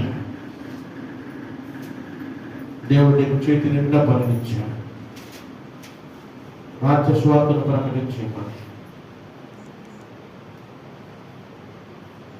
దేవుడు తన పనిని తాను చేసి సంపూర్ణంగా నెరవేర్చాడు. మరి దేవుడు నీకు అప్పగించిన బాధ్యతను నువ్వు నెరవేరుస్తున్నావా? ఆయన వచ్చిన పని తండ్రి చిత్తం నెరవేర్చిన, మరి నువ్వు రక్షణకు నడిపించిన పని ఏంటి? నిన్ను రక్షణలోకి నడిపించిన ఉద్దేశం ఏంటి? ఆ ఉద్దేశాలను నెరవేరుస్తున్నావా లేదా? యేసు ప్రభువుకు గెత్సేమనే తోటలో ఒక గిన్నె ఇవ్వబడినది. ఆ గిన్నెలోని త్రాగాలాగిన ఆయనకి ఇష్టం లేదు. త్రాగుటకు ఆయనకు ఇష్టం లేదు. కానీ ఆయన ఏమన్నాడు కదా? తండ్రి, నా చిత్తం కాదు, నీ చిత్తము నెరవేర్చుటకు నేను ప్రార్థన చేయదు. కఠినమైంది, బాధ. ఆ స్థానంలో నువ్వు నేను ఉంటే మనం త్రాగగలమా? త్రాగితే తండ్రి చిత్తాన్ని నెరవేర్చిన వాళ్ళం అవుతాం. లేదంటే తండ్రి చిత్తాన్ని కాలరాసిన వాళ్ళం అవుతాం. తండ్రి చిత్తాన్ని తృణీకరించిన వాళ్ళం అవుతాం. తండ్రి చిత్తాన్ని వ్యతిరేకించిన వాళ్ళం అవుతాం. కళ్ళు వస్తుందాం, ప్రార్థన చేసుకుందాం. యేసు ప్రభు వచ్చిన 5 ఉద్దేశాలు. 1, పాపులను పిలువటకు, పాపులను రక్షణకు నడిపించటకు యేసుక్రీస్తు వచ్చారు. పాపులను పిలిచి రక్షణకు నడిపించినట్టు వారి జీవితంలో మారు మనసు ఉండాలని కోరుకుంటాడు. మారు మనసు పొందులకే వారిని పిలిచేది, మారు మనసు పొందుల కొరకే వారిని రక్షణకు నడిపించేది. ఆ మారు మనసు నీకుందా? నువ్వు పిలువబడ్డావా యేసు ప్రభు చేత? పిలిస్తే నీకు మారు మనసు ఉండాలి. 2, యేసు ప్రభు ఈ లోకానికి వచ్చింది ధర్మశాస్త్రమును నెరవేర్చుట.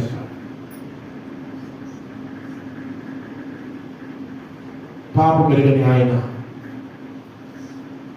ధర్మశాస్త్రాలకు లోబడిన వాడికి శాపంగా మార్చబడ్డాడు. ధర్మశాస్త్రంలో ప్రవక్త ప్రవచనములను నెరవేర్చుటకే వచ్చింది కానీ కొట్టివేటకు నేను రాలేదు అన్నాడు. మూడవదిగా యేసుక్రీస్తు లోకానికి వచ్చింది దేవుని రాజ్య సువార్తను ప్రకటించడానికి. ఆయన ప్రకటించాడు, తన అపోస్తలులకు చెప్పాడు, ఇదిగో నేను నిన్ను తోడేల మధ్యలోకి గొర్రెలు పంపినట్టుగా మిమ్మల్ని పంపుతున్నాను, వెళ్ళండి సువార్తను ప్రకటించండి. అది రక్షించబడిన వారందరికీ దేవుడు ఆజ్ఞ ఇచ్చాడు, వెళ్ళి సువార్తను ప్రకటించాలి. ఆయన రాజ్య సువార్తను సకల జనులకు ప్రకటించాలి. అది నీ బాధ్యత. ప్రకటిస్తున్నావా? నాలుగోది, విరోధం పెట్టడానికి వచ్చాడు, అగ్ని వేయడానికి వచ్చాడు. అలా ప్రకటిస్తున్నప్పుడు నీకు విరోధులు అవుతారు. నీ సొంత కుటుంబీకులే నీకు విరోధులు అవుతారు. అన్నదమ్ములు విరోధులు అవుతారు, అక్క చెల్లెళ్ళు విరోధులు అవుతారు, భర్త భార్యకు భార్య భర్తకు విరోధులు అవుతారు, తండ్రి కుమారునికి కుమారుడు తండ్రికి పండుగలకు అప్పగిస్తారు.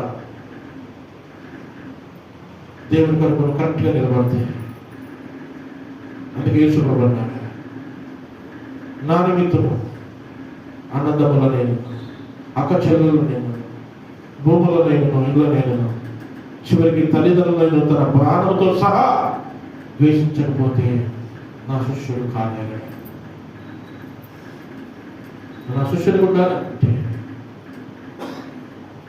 తప్పకుండా విరోధం ఎదురవుతుంది,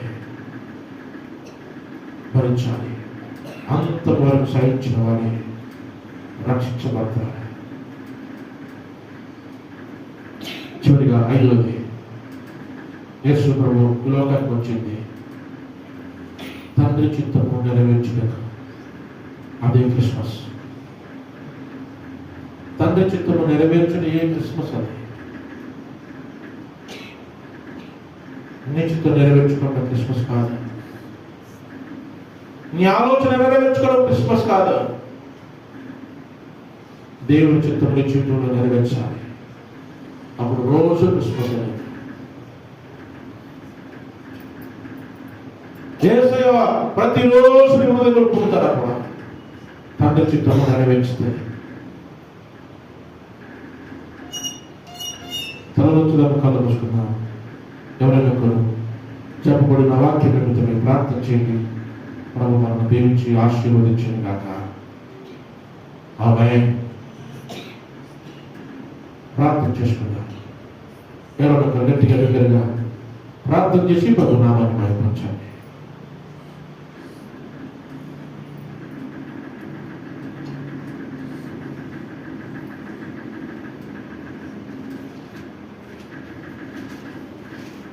త్వరగా